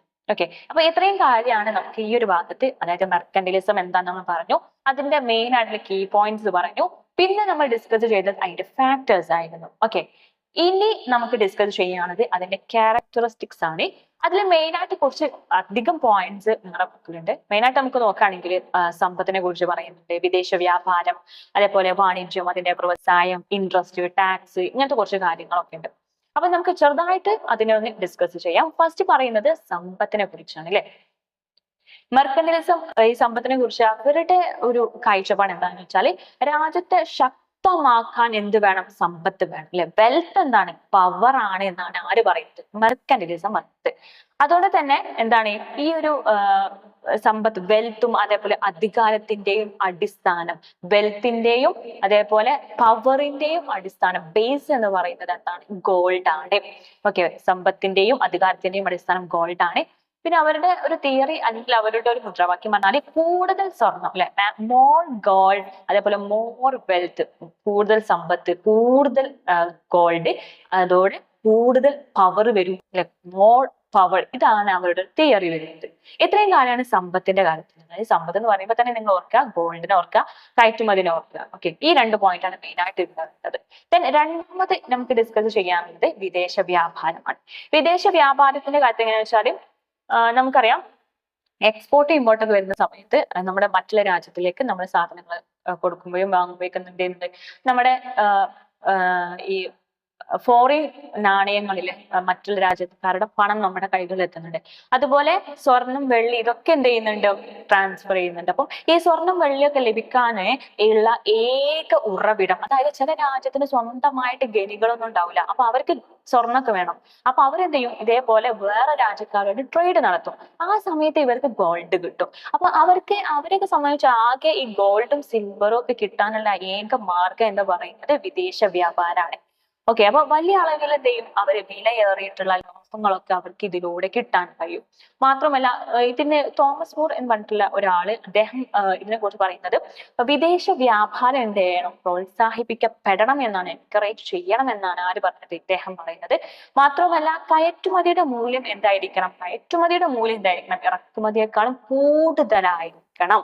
ഓക്കെ, അപ്പൊ മെയിൻ ആയിട്ട് ആ പോയിന്റുകൾ നമ്മൾ ഈ ഒരു യൂണിറ്റിൽ മുഴുവൻ പറയുന്നത് ഈ ഒരു പോയിന്റുകളാണ്. കയറ്റുമതി എന്ത് ചെയ്യണം, കൂടുതലായിരിക്കണം എന്നാണ് പറയുന്നത്. ഓക്കെ, ദെൻ നെക്സ്റ്റ് നമുക്ക് പറയാനുള്ളത് വാണിജ്യവും അതിന്റെ വ്യവസായവും, കൊമേഴ്സ് ആൻഡ് ഇൻഡസ്ട്രി അല്ലെ. ഈ കൊമേഴ്സും അതുപോലെ ഇൻഡസ്ട്രി, അഥവാ കൊമേഴ്സ് എന്ന് പറഞ്ഞാൽ വാണിജ്യം, ഇൻഡസ്ട്രി എന്ന് പറഞ്ഞാൽ നമ്മുടെ വ്യവസായം. ഇത് രണ്ടും എന്താണ്, most important branches of national എക്കോണമിയിലെ. ഒരു രാജ്യത്തിന്റെ ദേശീയ സാമ്പത്തികാവസ്ഥക്ക് എന്ത് വേണം, നല്ലൊരു സമ്പത്ത് ഉണ്ടാവണമെങ്കിൽ, ഒരു ദേശീയ സാമ്പത്തികാവസ്ഥ ഉണ്ടാവണമെങ്കിൽ ആ ഒരു രാജ്യത്ത് കൊമേഴ്സ് ആൻഡ് ഇൻഡസ്ട്രി എന്തായിരിക്കണം, ഉണ്ടായിരിക്കണം. കൊമേഴ്സ് ആൻഡ് ഇൻഡസ്ട്രി ഉണ്ടായിരിക്കണം. ഓക്കെ, അടുത്ത് നമുക്ക് പറയുന്നത് ഇതിലൂടെ അവർ എന്തിനു ശ്രമിക്കുക, ദേശീയ ഉൽപാദനക്ഷമത ഇതിലൂടെ എന്ത് ചെയ്യാൻ കഴിയും, അവർക്ക് വർദ്ധിപ്പിക്കാൻ കഴിയില്ലേ, ദേശീയ പ്രൊഡക്ടിവിറ്റി അവർക്ക് കൂട്ടാൻ കഴിയും. ദെൻ ഈ അവർ പറയുന്നത് ട്രേഡ് എന്ന് പറയുന്നത് എന്താണ്, മോസ്റ്റ് പ്രൊഡക്റ്റീവ് ആയിട്ടുള്ള ഒരു ഒക്യുപ്പേഷൻ എന്ന്, അതായത് നല്ല രീതിയിൽ ലാഭം കിട്ടുന്ന പരിപാടി ട്രേഡ് ആണ് എന്നാണ് ഇവർ പറയുന്നത്. ദാൻ അഗ്രികൾച്ചർ അല്ലെ, കൃഷി ചെയ്ത് കിട്ടുന്ന പ്രൊഡക്ടിവിറ്റിനെക്കാട്ടിലും കൂടുതൽ അവർക്ക് എന്തിലൂടെ കിട്ടും, ട്രേഡ് ചെയ്താൽ കിട്ടും എന്നാണ് പറയുന്നത്. അതായത് അഗ്രികൾച്ചർ എന്താണ്, അതൊരു ലീസ്റ്റ് പ്രൊഡക്റ്റീവ് ആണ് അല്ലെ, വളരെ കുറച്ച് മാത്രമേ ഉൽപാദനക്ഷമത അവർക്ക് കിട്ടുന്നുള്ളൂ അഗ്രികൾച്ചറിൽ നിന്ന്. പക്ഷെ ട്രേഡ് എന്താണ്, ഭയങ്കരമായിട്ട് എന്താണ്, നമ്മുടെ പ്രൊഡക്ടിവിറ്റി കൂടുതലാണ്. ഈ ഒരു പോയിന്റുകളാണ് നമ്മുടെ വാണിജ്യവും അതേപോലെ വ്യവസായത്തിന്റെ ഭാഗത്ത് വരുന്നത്. നെക്സ്റ്റ് പറയാനുള്ളത് ജനസംഖ്യ. നമ്മൾ നേരത്തെ ഇതൊക്കെ ഡിസ്കസ് ചെയ്തിരുന്നു അല്ലെ. അതായത് ജനസംഖ്യ ഒരു രാജ്യത്തിന്റെ പവർ കാണിക്കാൻ അല്ലെ, അതായത് സൈനികമായിട്ട് ശക്തമാകുന്നതിന് എന്ത് വേണം, നല്ല രീതിയിൽ ആ ഒരു രാജ്യത്ത് എന്ത് വേണം, ജനസംഖ്യ വേണം. മാത്രമല്ല ഉൽപാദനക്ഷമത, പ്രൊഡക്ടിവിറ്റി ആ ഒരു രാജ്യത്ത് ഉണ്ടായിരിക്കണം. അപ്പൊ ഉൽപാദനക്ഷമത വർദ്ധിപ്പിക്കാനും സൈനികമായിട്ട് ശക്തമായിട്ട് നിൽക്കാനും എന്ത് വേണം, പോപ്പുലേഷൻ അനിവാര്യമാണ്. It is very essential. അതാണ് ഈ ഒരു ഭാഗത്ത് പറയുന്നത്. മാത്രവുമല്ല ജനസംഖ്യ ഭയങ്കരമായിട്ടുണ്ട്, ഒരു രാജ്യത്ത് ജനസംഖ്യ ഭയങ്കരമായിട്ടുണ്ട് എന്ന് പറയുമ്പോൾ ആ ഒരു രാജ്യത്ത് ചീപ്പായിട്ട് അബണ്ടന്റ് ആയിട്ട് എന്ത് കിട്ടും, നമ്മളെ ലേബേഴ്സിന് അവർക്ക് സപ്ലൈ ചെയ്യാൻ കിട്ടും അല്ലെ. അതായത് ലേബേഴ്സിന്റെ അളവ്, തൊഴിലാളികളുടെ അളവ് ഭയങ്കരമായിട്ട് അവിടെ ഉണ്ടാവും. എന്നാൽ എല്ലാവരും റെഡിയാണ് ടു വർക്ക് അല്ലെ, വർക്ക് ചെയ്യാൻ അവർ എല്ലാവരും റെഡിയാണ്. അതുകൊണ്ട് തന്നെ നമുക്ക് കോസ്റ്റ് ഓഫ് പ്രൊഡക്ഷൻ നമുക്ക് മാക്സിമം കുറക്കാൻ കഴിയും, കാരണം എല്ലാവരും എന്താണ്, അവൈലബിൾ ആണ് അല്ലെ. അതാണ് ഇവിടെ പറയുന്നത്, ചീപ്പ് ആൻഡ് അബണ്ടന്റ് ആയിട്ടുള്ള സപ്ലൈ ഓഫ് ലേബർ അല്ലെ, ലേബേഴ്സിന്റെ അളവ് കൂടുതൽ അവൈലബിൾ ആയിരിക്കും. മാത്രമല്ല ഇതോടെ കൂടെ എന്ത് ചെയ്യും, പ്രൊഡക്ഷന്റെ ചെലവ്, കോസ്റ്റ് ഓഫ് പ്രൊഡക്ഷൻ എന്തായിരിക്കും, കുറവായിരിക്കും. കാരണം കുറെ ആളുകൾ ഒരുമിച്ച് ചെയ്ത് കഴിഞ്ഞാൽ ആ ഒരു വർക്ക് ഈസി ആയിട്ട് ചെയ്യാൻ കഴിയും. ആ രീതിക്കാണ് ഈ മെർക്കന്റൈസക്കാർ വിശ്വസിക്കുന്നത്, അവരുടെ ബിലീഫ്സ് ആണ് പറയുന്നത്. അതുകൊണ്ട് തന്നെ ആ ഒരു പ്രൊഡക്ട്സിന് എന്തായിരിക്കും, ഇന്റർനാഷണൽ മാർക്കറ്റിൽ അത് ആ ഒരു കമ്മോഡിറ്റിയുടെ പ്രൈസ് സെല് ചെയ്യുന്ന സമയത്ത് കുറച്ചായിരിക്കും. ചീപ്പ് പ്രൈസിൽ അവർക്ക് എന്ത് ചെയ്യാൻ കഴിയും, അത് വിൽക്കാൻ കഴിയും എന്നാണ്. ഇത്രയും ഭാഗമാണ് ഈ ഒരു ഭാഗത്ത് പറയുന്നത്. ഓക്കെ, പിന്നെ ഡെവനൻസ് എന്ന് പറഞ്ഞിട്ടുള്ള ഒരാള്, അദ്ദേഹം പറയുന്ന ഒരു കാര്യമാണ്, പോപ്പുലേഷൻ ആണ് it is the real strength of A country. ഒരു രാജ്യത്തിന്റെ യഥാർത്ഥമായിട്ടുള്ള സ്ട്രെങ്ത് ഇല്ലേ, റിയൽ സ്ട്രെങ്ത് എന്ന് പറയുന്നത് ആ ഒരു രാജ്യത്തിന്റെ എന്തിലാണ്, പോപ്പുലേഷനിലാണ് എന്നാണ് ഇദ്ദേഹം പറയുന്നത്. ഓക്കെ, മാത്രമല്ല ഈ മെർക്കന്റലിസം ഇവര് എന്ത് ചെയ്യുന്നുണ്ട്, നമ്മുടെ ഇമിഗ്രേഷൻ ഇല്ലേ, അതായത് കുടിയേറ്റം, ഇതിനെ പ്രോത്സാഹിപ്പിക്കുന്നുണ്ട്. കാരണം എന്ന് വെച്ചാല് ഈ ഇമിഗ്രേഷൻ നടക്കുന്ന സമയത്ത് ഇവരെന്ത് ചെയ്യും, ഒരുപാട് വെൽത്ത് ഇങ്ങോട്ടും കൊണ്ടുവരും. അതേപോലെ ആ രാജ്യം എന്ത് ചെയ്യും, ഭയങ്കര എൻട്രി ചെയ്യാൻ തുടങ്ങും. ആ ഒരു രാജ്യത്ത് നല്ല രീതിയിൽ എന്ത് ചെയ്യാൻ തുടങ്ങും, ഡെവലപ്മെന്റും കാര്യങ്ങളും ഒക്കെ ഉണ്ടാവും, സമ്പത്ത് വരും എന്ന രീതിയിലാണ് ഇവര് പറയുന്നത്. അതുകൊണ്ട് തന്നെ മെർക്കന്റലിസം എന്ത് ചെയ്യുന്നുണ്ട്, എന്തിനെ എൻകറേജ് ചെയ്യുന്നുണ്ട്, നമ്മുടെ ഇമിഗ്രേഷനെ, അതായത് കുടിയേറ്റത്തെ എന്ത് ചെയ്യുന്നുണ്ട്, സപ്പോർട്ട് ചെയ്യുന്നുണ്ട്. ഓക്കെ, പിന്നെ നമുക്ക് പറയാനുള്ളത് പ്രകൃതി വിഭവങ്ങളുടെ കാര്യങ്ങളാണ്. ഈ പ്രകൃതി വിഭവങ്ങൾ നമുക്കറിയാം, ഇത് പറയുന്ന സമയത്ത് ഇവർ മെയിൻ ആയിട്ട് ഇവരുടെ ഒരു പോയിന്റ് പറഞ്ഞാൽ ഇറക്കുമതി മാക്സിമം കൂട്ടുക, അതേപോലെ കയറ്റുമതി എന്ത് ചെയ്യാ, അല്ല ഇറക്കുമതി അല്ല കേട്ടോ, കയറ്റുമതി മാക്സിമം കൂട്ടുക എന്നതാണ് ഇവരുടെ പോളിസി എന്ന് പറയുന്നത്. അതേപോലെ കൂടുതൽ ഉൽപ്പാദിപ്പിക്കുക, കൂടുതൽ more productivity, more export, then less import, അല്ലെ കുറച്ച് മാത്രമേ ഇമ്പോർട്ട് മതി എന്ന രീതിയിലാണ് പ്രകൃതി വിഭവങ്ങൾ. അവരുടെ മെയിൻ ആയിട്ട് അവരുടെ ഒരു കാഴ്ചപ്പാട് പറഞ്ഞാൽ എക്സ്പോർട്ട് കൂട്ടുക, ഇമ്പോർട്ട് കുറയ്ക്കുക. ഓക്കെ, ഈ ഒരു സമയത്ത് നമുക്കറിയാം ഫുഡ് പ്രോബ്ലംസ് ഒക്കെ ഉണ്ടാവില്ല. ഭക്ഷണത്തിന്റെ മെറ്റീരിയൽസ്, ഭക്ഷണം ഉണ്ടാക്കാനുള്ള സാധനങ്ങളുടെ ലഭ്യതക്കുറവുണ്ടാവും. അപ്പൊ ഈ ലഭ്യതക്കുറവ് ഉണ്ടാകുന്ന സമയത്ത് നമുക്ക് കൃഷിക്ക് നമ്മൾ ഏറ്റവും കൂടുതൽ ഇമ്പോർട്ടൻസ് കൊടുക്കേണ്ടി വരും. അപ്പൊ ഫുഡിനുമായി ബന്ധപ്പെട്ടുള്ള ഇഷ്യൂസിന് അവരെന്ത് ചെയ്യും, മാക്സിമം എന്ത് ചെയ്യാം, കൃഷിക്ക് ഇമ്പോർട്ടൻസ് കൊടുത്തോടുകൂടെ എന്ത് ചെയ്യും, ആ ഒരു പ്രശ്നം അവരെ സോൾവ് ചെയ്യും. ദെൻ പിന്നെ നമ്മൾ പറയുന്നത് അതുകൊണ്ട് തന്നെയാണ് ഈ റോ മെറ്റീരിയൽസ് വിതരണം ചെയ്യുന്നത് നമ്മുടെ ഈ കോളനികളിൽ നിന്നാണ്, അല്ലെ. കോളനിയിൽ നിന്ന് മാക്സിമം റോ മെറ്റീരിയൽസ് എടുക്കും, എന്നിട്ട് അവർ ഫൈനൽ പ്രൊഡക്റ്റ് ആക്കിയിട്ട് അവർ ഈ ഫൈനൽ പ്രൊഡക്റ്റ് എന്ത് ചെയ്യും, അവർ ഈ കോളനികളിൽ തന്നെ അവര് സെയിൽ ചെയ്യും. ഇങ്ങനെയാണ് സാധാരണ നമ്മൾ ബ്രിട്ടീഷുകാരൊക്കെ നമ്മൾ ഇന്ത്യയിലൊക്കെ ചെയ്തിട്ടുണ്ട്, അല്ലെ. അപ്പൊ മാത്രമല്ല നമുക്കറിയാം പ്രകൃതി വിഭവങ്ങൾ പറഞ്ഞാൽ വളരെ സ്കേഴ്സിറ്റി ആണ്, അല്ലെ, വളരെ ലഭ്യത കുറവ് ആയിട്ടുള്ള ഒരു സാധനം. അപ്പൊ അതിന്റെ പ്രോട്ടോകോൾ വേണം. എല്ലാവർക്കും തോന്നിയതുപോലെ പ്രകൃതി വിഭവങ്ങൾ ഉപയോഗിക്കാനൊന്നും കഴിയില്ല. അപ്പൊ അതിന് വേണ്ടിയിട്ടുള്ള പ്രോട്ടോകോൾ, നിയമങ്ങൾ ഇതൊക്കെ വേണം എന്ന രീതിക്കാണ് പറയുന്നത്. ഓക്കെ, അപ്പൊ വിദേശ രാജ്യത്ത് ഡയറക്റ്റ് ഇറക്കുമതി ചെയ്യാനൊന്നും എന്ത് ചെയ്യാൻ പറ്റില്ല. കോളനികൾക്ക് എന്തില്ല, അധികാരമൊന്നുമില്ല. അവർക്ക് ഇപ്പൊ നമ്മുടെ ഇന്ത്യ ഒരു കോളനി ആയിട്ട്, അപ്പൊ നമ്മൾ ഇന്ത്യക്ക് തോന്നുകയാണ് വേറെ രാജ്യത്തിലേക്ക് കയറ്റുമതി ചെയ്യണം എന്ന് തോന്നിയിട്ടുണ്ട് വെച്ചിട്ട് അത് നടപ്പിലാവൂല. കാരണം ഇന്ത്യ ബ്രിട്ടന്റെ കോളനിയാണ്. ബ്രിട്ടൻ തീരുമാനത്തിലാണ് എല്ലാം നടക്കുക. ഈ ഒരു കോളനി ആയിട്ടുള്ള രാജ്യത്തിന് സ്വന്തമായിട്ട് അല്ലെങ്കിൽ ഡയറക്റ്റ് ആയിട്ട് എക്സ്പോർട്ട് ചെയ്യാനോ ഇമ്പോർട്ട് ചെയ്യാനോ റൈറ്റ് ഇല്ല.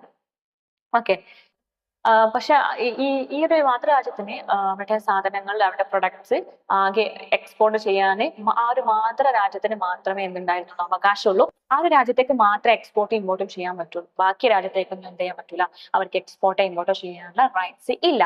ദെൻ അടുത്ത് നമുക്ക് പറയാനുള്ളത് വേതനവും വാടകയും എന്ന് പറഞ്ഞിട്ടുള്ള ഈ ഒരു പോയിന്റിൽ ഈ ഒരു കാലഘട്ടത്തിൽ വ്യാപാരികള് കൂടുതലും അവര് പ്രശ്നങ്ങള് ചർച്ച ചെയ്തത് നമ്മുടെ ഉൽപാദനവുമായി ബന്ധപ്പെട്ടുള്ള പ്രശ്നങ്ങളായിരുന്നു. അതുകൊണ്ട് തന്നെ ഈ ഒരു കാലഘട്ടത്തിൽ വേതനത്തിനും അതേപോലെ വാടക കൊടുക്കുന്നതിനും അത്രത്തോളം ഇമ്പോർട്ടൻസ് ഇല്ലാത്തത് കൊണ്ട് അതിന് വലിയ പ്രാധാന്യം അവര് അന്നത്തെ കാലത്ത് കൊടുത്തിട്ടില്ല. അവർ കൂടുതൽ പ്രാധാന്യം കൊടുത്തിട്ടുള്ളത് ഉൽപാദനത്തിൽ വരുന്ന ഇഷ്യൂസുമായി ബന്ധപ്പെട്ടുള്ള കാര്യങ്ങൾക്കാണ്. ഓക്കെ, ദെൻ അടുത്ത് പറയുന്നത് പലിശ, ഇൻട്രസ്റ്റിന്റെ ഒരു ഭാഗമാണ്.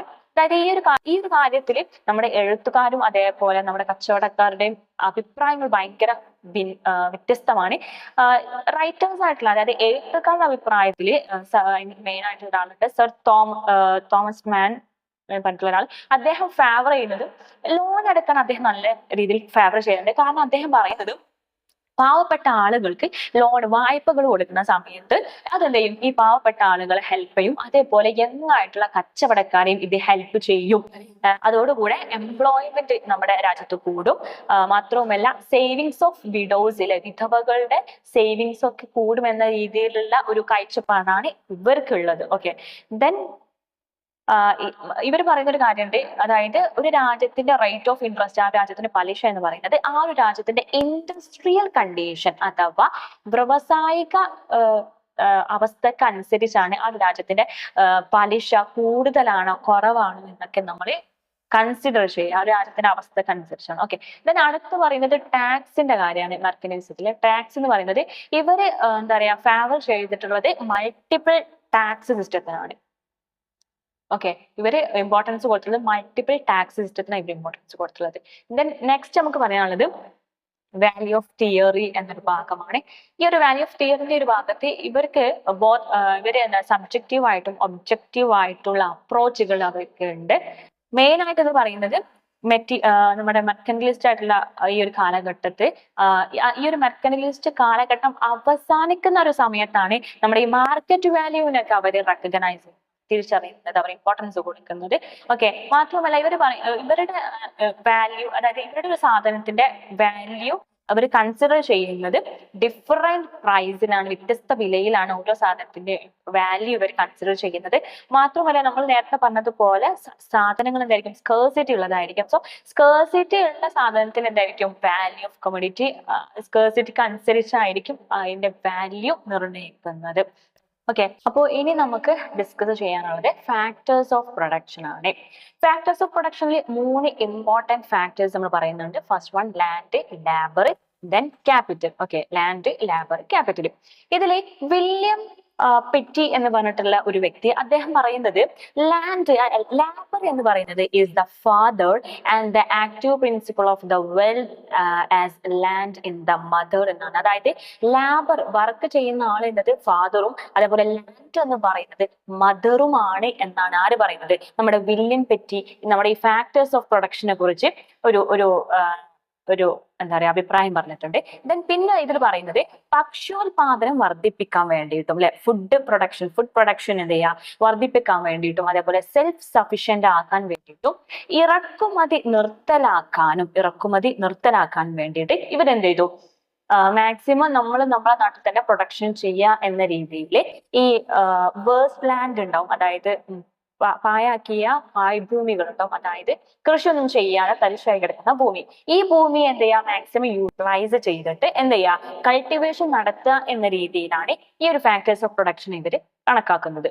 ദെൻ നെക്സ്റ്റ് പറയുന്നത് കൊമേഴ്ഷ്യൽ റെഗുലേഷൻ ആണ്. ഓക്കെ, കൊമേഴ്ഷ്യൽ റെഗുലേഷൻ ഇതിൽ പറയുന്നത് നമ്മുടെ സാമൂഹിക ക്ഷേമം അല്ലെ, അതായത് നമ്മുടെ സോഷ്യൽ വെൽഫെയർ നമ്മുടെ മാക്സിമം ഈ വെൽഫെയർ കിട്ടാൻ വേണ്ടിയിട്ട് എന്ത് വേണം, നമുക്ക് ഈ കൊമേഴ്ഷ്യൽ റെഗുലേഷനുകൾ നിർബന്ധമാണ്. ഓക്കെ, റെഗുലേഷൻ ഉണ്ടെങ്കിൽ മാത്രമേ അവിടെ ക്ഷേമം ഉണ്ടാവുകയുള്ളൂ എന്നാണ് ഇവര് പറയുന്നത്. മാത്രമല്ല ഫുഡ് മെറ്റീരിയൽസ് ഇമ്പോർട്ട് ചെയ്യുകയാണെങ്കിൽ എന്ത് ചെയ്യും, നമ്മുടെ ഈ കൊമേഴ്ഷ്യൽ നമ്മുടെ ഇമ്പോർട്ട് ചെയ്യണം എന്നുണ്ടെങ്കിൽ കൊമേഴ്ഷ്യൽ ലോ എന്ത് ചെയ്യണം, പാസ് ചെയ്യണം അല്ലെ. കൊമേഴ്ഷ്യൽ ലോ പാസ്സാക്കിയാൽ മാത്രമേ എന്താ ഉള്ളൂ, ആ ഒരു പാസ് കിട്ടിയ ആളുകൾക്ക് പാസ് കിട്ടിയവർക്ക് മാത്രമേ ഫുഡ് പ്രൊഡക്ഷന് അല്ലെങ്കിൽ ഫുഡ് മെറ്റീരിയൽസ് എന്ത് ചെയ്യാൻ പറ്റുള്ളൂ, ഇമ്പോർട്ട് ചെയ്യാൻ പറ്റുള്ളൂ. ആ ഒരു പാസ് ഉണ്ടെങ്കിൽ മാത്രമേ പറ്റുള്ളൂ. മാത്രമല്ല ഇവിടെ പറയുന്നത് no regulation applied to import raw materials. ഇവരെന്ത് ചെയ്തിട്ടില്ല, റോ മെറ്റീരിയൽസ് ഇമ്പോർട്ട് ചെയ്യുന്നതിൽ എന്ത് ചെയ്തിട്ടുള്ള റെഗുലേഷൻ ഒന്നും വെച്ചിട്ടില്ല. കാരണം എന്താണെന്ന് വെച്ച് കഴിഞ്ഞാൽ നമുക്ക് എന്ത് വേണം, ഡെവലപ്മെന്റ് വേണം അല്ലെ. അപ്പൊ ഈ ഡെവലപ്മെന്റ് വേണമെന്നുണ്ടെങ്കിൽ നമ്മുടെ ബാക്കിയുള്ള രാജ്യങ്ങളിലുള്ള മെറ്റീരിയൽസ് ഒക്കെ നമുക്ക് യൂസ് ചെയ്യേണ്ടി വരും. അതുകൊണ്ട് അവരെന്ത് ചെയ്ത് റോ മെറ്റീരിയൽസ് ഇമ്പോർട്ട് ചെയ്യുന്നതിനൊന്നും അവരെ എതിർത്തിട്ടില്ല. അതൊക്കെ ചെയ്യുന്നുണ്ട്. കാരണം അവർക്ക് എന്ത് വേണം, ഇൻഡസ്ട്രിയൽ ഡെവലപ്മെന്റ് വേണം. ഇങ്ങനത്തെ ഒരു പോയിന്റുകളാണ് ഇവിടെ പറഞ്ഞത്.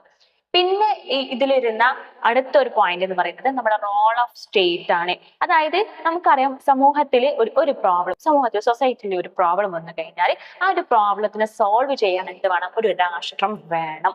അതായത് സ്റ്റേറ്റ് എന്താണ്, state was mastered and it's citizens as servant എന്നാണ് പറയുന്നത്. അതായത് ഒരു രാജ്യം അല്ലെങ്കിൽ ഒരു രാഷ്ട്രം, ആ ഒരു രാഷ്ട്രം എന്താ ഒരു മാസ്റ്ററിന്റെ സ്ഥാനത്തും അതേപോലെ അതിലുള്ള ആളുകളുണ്ടാവും ജീവിക്കുന്ന സിറ്റിസൻസ്, ഇവര് അവിടുത്തെ സെർവന്റ്. ആ ഒരു രീതിയിലാണ് നമ്മുടെ രാഷ്ട്രത്തെ കണക്കാക്കുന്നത്. ഇപ്പൊ നമ്മൾ പറഞ്ഞു സൊസൈറ്റിയിൽ ഒരുപാട് ഇഷ്യൂസ് ഉണ്ട്. അപ്പൊ ഈ ഇഷ്യൂസിനെ സോൾവ് ചെയ്യാൻ വേണ്ടിയിട്ട് എന്ത് വേണം, നമുക്കൊരു രാഷ്ട്രം, ഒരു സ്റ്റേറ്റ് വേണം എന്നാണ് പറയുന്നത്. ഓക്കെ, മാത്രമല്ല നമ്മൾ നേരത്തെ കുറച്ച് കാര്യങ്ങൾ പറഞ്ഞു. നമ്മുടെ എന്താ പറയാ ഈ എക്കണോമിക് റിസോഴ്സസ് എന്താണ്, വളരെ അവൈലബിൾ കുറവാണെന്ന് പറഞ്ഞു അല്ലെ. അപ്പൊ ഈ സാധനം ലിമിറ്റഡ് ആയതുകൊണ്ട് തന്നെ നമ്മൾ പ്രൊട്ടക്ട് ചെയ്യേണ്ട ആവശ്യമുണ്ട് അല്ലെ. അതുകൊണ്ട് എന്ത് ചെയ്യണം, ഒരുപാട് പോളിസീസും റെഗുലേഷൻസ് ഒക്കെ വേണം എന്നാണ് ഇവർ പറയുന്നത്. അതായത് total economic resources R limited. So എന്ത് ചെയ്യണം, പോളിസി ഓഫ് പ്രൊട്ടക്ഷൻ അവിടെ നിർബന്ധമായിട്ടും വേണം പറയുന്നത്. പോളിസി ഓഫ് പ്രൊട്ടക്ഷന് അവിടെ എന്ത് ചെയ്യണം, വേണം. ഓക്കെ, അപ്പൊ ഇത്രയും കാര്യങ്ങളാണ് ഈ ഒരു ഭാഗത്ത് വരുന്നത്. ഇനി നമുക്ക് നോക്കാനുള്ളത് ഈ മെർക്കന്റിലിസത്തിന്റെ ക്രിറ്റിസിസവും അതിന്റെ മെർക്കന്റിലിസം തകരാനുള്ള കാരണങ്ങൾ കൂടെയാണ് നോക്കേണ്ടത്. ഇതോടെ നമുക്ക് ഈ ചാപ്റ്റർ വൈൻഡ് അപ്പ് ചെയ്യാൻ കഴിയും. ഓക്കെ, അപ്പോൾ നമുക്ക് ഈ ക്രിറ്റിസിസം എന്താണെന്ന് നോക്കി കഴിഞ്ഞാൽ നമ്മൾ ഇത്രയും നേരം പറഞ്ഞ ഈ ഒരു ടോപ്പിക്കിൽ നമുക്കറിയാം അവർ ഏറ്റവും കൂടുതൽ ഇമ്പോർട്ടൻസ് കൊടുത്തിട്ടുള്ളത് എന്തിനായിരുന്നു, ഗോൾഡിന് ഇമ്പോർട്ടൻസ് കൊടുത്തു എന്നൊക്കെ പറഞ്ഞ്. അപ്പൊ ഈ ഒരു കാലഘട്ടത്തിൽ പ്രത്യേകിച്ച് പറയുകയാണെങ്കിൽ ഫ്രാൻസിൽ ആഡം സ്മിത്ത് അദ്ദേഹത്തിന്റെ ഒരു പുസ്തകം പബ്ലിഷ് ചെയ്തത് വെൽത്ത് ഓഫ് നാഷൻ എന്ന് പറഞ്ഞ അദ്ദേഹത്തിന്റെ ഒരു വർക്കാണ്. ഈ ഒരു വർക്ക് വരുന്നതോട് കൂടെയാണ് ഭയങ്കരമായിട്ട് വിമർശനം മെർക്കന്റിലിസത്തിന് വരുന്നത്. ഓക്കെ, അപ്പം ആഡം സ്മിത്തിന്റെ വർക്കായിട്ടുള്ള ദ വെൽത്ത് ഓഫ് നാഷൻ എന്ന വർക്ക് വരുന്നതോട് കൂടെ എന്ത് ചെയ്യാണ്, മെർക്കന്റിലിസത്തെ ഒരുപാട് വിമർശനങ്ങൾ നേരിടുകയാണ്. ഫസ്റ്റ് വൺ പറയുകയാണെങ്കിൽ നമ്മൾ ഇത്രയും നേരം പറഞ്ഞതിൽ എന്താണ്, അവർ ഏറ്റവും കൂടുതൽ ഇമ്പോർട്ടൻസ് കൊടുത്തിട്ടുള്ളത് ഗോൾഡിനാണ്. അവർ ഇമ്പോർട്ടൻസ് കൊടുത്തിട്ടുള്ളത് ഗോൾഡ് സിൽവറിനൊക്കെ ഭയങ്കരമായിട്ട് പ്രാധാന്യം നൽകി. ബാക്കിയുള്ള അതർ മെറ്റീരിയൽസിനൊന്നും അവർ വല്ല പ്രാധാന്യം കൊടുത്തില്ല. അതൊരു പ്രശ്നമാണ് അല്ലെ. അതാണ് അതിന്റെ ഒരു ക്രിറ്റിസിസം. ഓക്കെ, നമ്പർ 1 അതാണ്. നമ്പർ 2 പറയുന്നത് അവര് കൃഷി അത്രത്തോളം പ്രാധാന്യം കൊടുത്തില്ല. അതായത് കൃഷി അവരെന്തൊരു അൺഡിഫൈൻഡ് യൂസ്ഫുൾനെസ് എന്ന് പറഞ്ഞു, അതായത് വലിയ രീതിയിൽ പ്രൊഡക്ടിവിറ്റി കിട്ടില്ല എന്നുള്ള രീതിയിൽ അവർ അതിനെ മാറ്റാൻ തുടങ്ങി. അതിന്റെ പ്രാധാന്യം ഇല്ല എന്ന് പറഞ്ഞിട്ട് അതിനെ മാറ്റി നിർത്താൻ തുടങ്ങി. മാത്രമല്ല നമ്മുടെ ഈ കൊമേഴ്സിനെ അവര് പറയാൻ തുടങ്ങിയ കൊമേഴ്സിന്റെ ഇമ്പോർട്ടൻസ് ഭയങ്കരമായിട്ട് എക്സാജറേറ്റ് ചെയ്യാൻ തുടങ്ങി, ഭയങ്കര പെരുപ്പിച്ച് കാണിക്കാൻ തുടങ്ങി. അതായത് കൃഷിനെക്കാട്ടിലും ഭയങ്കരമായിട്ടുള്ളത് എന്താണ്, കൊമേഴ്സ് ആണെന്നുള്ള രീതിയിലൊക്കെ അവർ പറയാൻ തുടങ്ങി. അപ്പൊ അതൊരു പ്രശ്നമാണ്. ഓക്കെ, അത് ഈ ഒരു ഇതിന്റെ ഒരു ക്രിറ്റിസിസം ആണ്. അവർ കൃഷിക്ക് പ്രാധാന്യം കൊടുത്തിട്ടില്ല എന്നത് അതിന്റെ സെക്കൻഡ് ക്രിറ്റിസിസം ആണ്. ദെൻ തേർഡ് വൺ പറയുന്നത് അവർ ഭയങ്കരമായിട്ട് റോങ് ആയിട്ട് എന്ത് ചെയ്തിട്ടുണ്ട്, ഭയങ്കരമായിട്ട് ഈ ബാലൻസ് ഓഫ് ട്രേഡ്, അതായത് വ്യാപാര സന്തുലിതാവസ്ഥക്ക് അവര് തെറ്റായ രീതിയിൽ ഭയങ്കരമായിട്ട് ഫേവർ, അതിന് ഒരു പ്രാധാന്യം കൊടുത്തു, തെറ്റായ രീതിയിൽ ഭയങ്കര പ്രാധാന്യം കൊടുത്തു. അത് അതിന്റെ മൂന്നാമത്തെ ക്രിറ്റിസിസം ആണ്. നാലാമത്തെ ക്രിറ്റിസിസം പറയുന്നത് യൂട്ടിലിറ്റി അതേപോലെ വാല്യൂ. എന്തൊക്കെയാണ്? Utility, value. ഈ രണ്ട് കാര്യം അത്രത്തോളം അവർ വ്യക്തമാക്കിയിട്ടില്ല. അവരിങ്ങനെ പറയുന്നുണ്ടെങ്കിലും അത് ഭയങ്കരമായിട്ട് വാഗ് ആൻഡ് അബ്സ്ട്രാക്ട് ആയിട്ടുള്ള ഒരു ടേം ആണ് എന്ത്, യൂട്ടിലിറ്റിക്കും വാല്യൂ. അതായത് അത്രത്തോളം അതിന്റെ ഒരു വ്യക്തത അവർ കൊടുത്തിട്ടില്ല. അത് നാലാമത്തെ ഒരു പ്രോബ്ലം ആണ്. ദെൻ അടുത്ത പറയുന്നത് അവര് ഈ ക്യാപിറ്റൽ അതേപോലെ ഇൻട്രസ്റ്റ്, അതായത് മൂലധനം, നമ്മുടെ ഇൻട്രസ്റ്റ്, താല്പര്യം. അപ്പൊ ഇതെന്താണെന്നല്ല അവര് ഈ ഒരു ആശയങ്ങൾക്കൊന്നും അവർ എത്രത്തോളം ഇമ്പോർട്ടൻസ് കൊടുത്തില്ല. അതായത് അതൊക്കെ ഒരു ഇംപെർഫെക്റ്റ് ആയിട്ടാണ് അവർ പറയുന്നത് അല്ലെ. ക്യാപിറ്റൽ അതേപോലെ ഇൻട്രസ്റ്റ് വർ ഇംപെർഫെക്റ്റ്, അതും ഇതിന്റെ ഒരു പ്രശ്നമായിരുന്നു. ദെൻ നെക്സ്റ്റ് നമുക്ക് പറയാനുള്ളത് അതിന്റെ ഡിക്ലൈൻ, അതിന്റെ തകർച്ച, മെർക്കന്റിലിസം തകരാനുള്ള കാരണം. ഓക്കെ, അപ്പൊ നമുക്ക് ഈ ക്രിറ്റിസിസത്തിന്റെ ഭാഗം ഒന്നുകൂടി നമുക്കൊന്ന് റിവൈസ് ചെയ്യാം. ഒന്ന് ഗോൾഡിനും സിൽവറിനും ഭയങ്കരമായിട്ട് പ്രാധാന്യം കൊടുത്തു. പിന്നെ നമ്മൾ പറഞ്ഞു കൃഷിക്ക് അത്രത്തോളം പ്രാധാന്യം കൊടുത്തില്ല, പകരം അവർ പറഞ്ഞത് കൊമേഴ്സിന് അല്ലെങ്കിൽ കൊമേഴ്ഷ്യൽ കാര്യം എന്താണ് അതിനെ എക്സാജറേറ്റ് ചെയ്ത് പറഞ്ഞു. ദെൻ മൂന്നാമത് ബാലൻസ് ഓഫ് ട്രെൻഡ്, തെറ്റായിട്ട് റോങ് ആയിട്ടുള്ള ഫേവർ കൊടുത്തു. ദെൻ പിന്നെ നമ്മൾ പറഞ്ഞത് യൂട്ടിലിറ്റി, വാല്യൂ, ഇതെന്താണ് അബ്സ്ട്രാക്ട് ആണ്, അതേപോലെ വാല്യൂ ആണ് പറഞ്ഞു. ദെൻ അടുത്തത് പറഞ്ഞത് ക്യാപിറ്റൽ ആൻഡ് ഇൻട്രസ്റ്റ്, ഇതെന്താണ് ഇംപെർഫെക്റ്റ് ആണ്. ഇത്രയും കാര്യങ്ങളാണ് ഇതിന്റെ ക്രിറ്റിസിസം ആയിട്ട് വരുന്നത്. ഓക്കെ, നെക്സ്റ്റ് നമുക്ക് നോക്കാനുള്ളത് ഡിക്ലൈൻ ഓഫ് മെർക്കന്റിലിസം ആണ്. മെർക്കന്റിലിസം തകരാനുള്ള കാരണം. ആ തകരാനുള്ള കാരണം എന്താന്ന് വെച്ചാൽ നമ്മൾ നേരത്തെ ഇതുവരെ ഇവരുടെ വിശ്വാസ പ്രകാരം ഏറ്റവും ഇമ്പോർട്ടൻസ് എന്തിനാ, ഗോൾഡിന് ഇമ്പോർട്ടൻസ് കൊടുക്കുക, ഗോൾഡ്, സിൽവർ. പക്ഷെ പിന്നീട് ഇവർക്ക് മനസ്സിലാവാണ്, അതായത് ഈ പിന്നീട് എന്ത് ചെയ്യാണ്, റിയൽ എസ്റ്റേറ്റ്, അതേപോലെ ഫാക്ടറീസ്, അതേപോലെ യന്ത്രങ്ങളിലെ യന്ത്രം, ഇതിനൊക്കെ ഭയങ്കരമായിട്ട് ഇമ്പോർട്ടൻസ് വരാൻ തുടങ്ങി. അതായത് ഇതും ഒരു സമ്പത്താണ്, ഇതൊരു വെൽത്താണ്, ഒരു രാജ്യത്തിന്റെ വെൽത്താണ് രീതിക്ക് ഇവർക്ക് എന്ത് ചെയ്യാൻ തുടങ്ങി, മനസ്സിലാകാൻ തുടങ്ങി. ഗോൾഡ്, സിൽവർ മാത്രമൊന്നല്ല ഏറ്റവും ഇമ്പോർട്ടന്റ്, ഇതേപോലെയുള്ള ഫാക്ടറീസ്, യന്ത്രങ്ങൾ, അതേപോലെ റിയൽ എസ്റ്റേറ്റ്, ഇതൊക്കെ ഒരു വെൽത്ത് കാണിക്കാനുള്ള പ്രതീകാത്മകമാണ് എന്ന്, അതിന്റെ ഒരു മോഡലാണ് എന്ന രീതിക്ക് ഇവർക്ക് എന്ത് ചെയ്യാൻ തുടങ്ങി, തിരിച്ചറിവ് ഉണ്ടാവാൻ തുടങ്ങി. ഓക്കെ, അതാണ് അതിന്റെ ഒന്നാമത്തെ തകർച്ചന്റെ കാരണം. രണ്ടാമത് നമ്മൾ പറഞ്ഞത് എന്താ വെച്ചാൽ ഈ വ്യവസായിക കാലത്ത് ഒരുപാട് എക്കണോമിക് ഗ്രോത്തുകൾ ഉണ്ടായി. ഓക്കെ, അപ്പൊ എക്കണോമിക് ഗ്രോത്ത് ഉണ്ടായതും എന്തിന് കാരണമായി, മെർക്കന്റലിസം എന്ന് പറഞ്ഞിട്ടുള്ള ഈ ഒരു കാലഘട്ടം അവസാനിക്കാനുള്ള ഒരു കാരണമായി. ഇതിന് മൂന്നാമത് പറയുന്നത് പ്രകൃതി വിഭവങ്ങള് എന്ത് ചെയ്തു ഉപയോഗിക്കുന്നതും ശാസ്ത്ര സാങ്കേതിക വിദ്യകൾ ഉപയോഗിക്കുന്നതും, ഇത് രണ്ടും എന്ത് ചെയ്യാണ്, വെൽത്ത് ഒരേ സമയം എന്ത് ചെയ്യാൻ കഴിയും, വർദ്ധിപ്പിക്കാൻ കഴിയും എന്നാണ് ഇവര് ഇതിലൂടെ തിരിച്ചറിയാണ്. അതോടുകൂടി ഈ മെർക്കന്റിലിസം ആ ഒരു കാലഘട്ടം അവിടെ അവസാനിക്കാണ്. മെർക്കന്റിലിസത്തിന്റെ ഇമ്പോർട്ടൻസ് തന്നെ അവിടെ തകർന്ന് തരിപ്പണമാകാണ്. ഓക്കെ, അതായത് പ്രകൃതി വിഭവങ്ങൾ ഉപയോഗിച്ചിട്ടും നമ്മുടെ സയന്റിഫിക്കലി അല്ലെങ്കിൽ ടെക്നോളജിക്കലി യൂസ് ചെയ്തിട്ടും നമുക്ക് ഒരുപോലെ എന്ത് ചെയ്യാൻ കഴിയും, രണ്ടിനും സെയിം ആയിട്ട് നമുക്ക് രണ്ടും ഒരുപോലെ ഉപയോഗിച്ചിട്ട് നമുക്ക് വെൽത്ത്, ഒരു രാജ്യത്തിന്റെ വെൽത്ത് ഉണ്ടാക്കിയെടുക്കാൻ കഴിയും. അല്ലാതെ ഗോൾഡും സിൽവറും മാത്രമൊന്നല്ല വെൽത്ത് എന്ന രീതിയിൽ ഇവർക്ക് തിരിച്ചറിവ് വരികയാണ്. ഓക്കെ, ഇതോടുകൂടെ എന്ത് ചെയ്യാണ്, മെർക്കന്റിലിസം ഇവിടെ തകർന്നു പോവാണ്. ഓക്കെ, അപ്പൊ ഇത്രയും കാര്യമാണ് നമുക്ക് ഈ ഒരു മെർക്കന്റലിസ്റ്റ് ഇറ എന്ന ഈ ഒരു ചാപ്റ്റർ നമുക്ക് നോക്കാനുള്ളത്.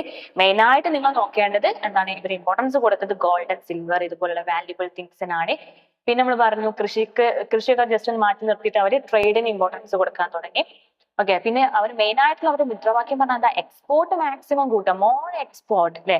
അങ്ങനെ ആവുമ്പോൾ എന്താ, മോർ പവർഫുൾ കിട്ടും, ഓക്കെ, മോർ വെൽത്ത് ആകും എന്നാണ് അവർ വിശ്വസിക്കുന്നത്. അതുപോലെ ഇമ്പോർട്ട് എന്ത് ചെയ്യുക, ലെസ് ചെയ്യുക, കുറക്കുക. ഇമ്പോർട്ട് ഇറക്കുമതി എന്ത് ചെയ്യുക, മാക്സിമം കുറക്കുക. ഈ ഒരു രീതിക്കാണ് മെർക്കന്റിലിസ്റ്റുകാരെ വിശ്വസിച്ചിരുന്നത്. ഓക്കെ, പിന്നീട് ഇതെന്ത് ചെയ്യാണ്, തകർന്നു പോവുകയാണ് ചെയ്യുന്നത്. അപ്പൊ ഇതിന്റെ ഈ ഒരു ഔട്ട്ലൈൻ എന്ത് ചെയ്യാം, നല്ല രീതിയിൽ മനസ്സിലാക്കാം. ഓക്കെ, അപ്പൊ നമുക്ക് നെക്സ്റ്റ് ക്ലാസ്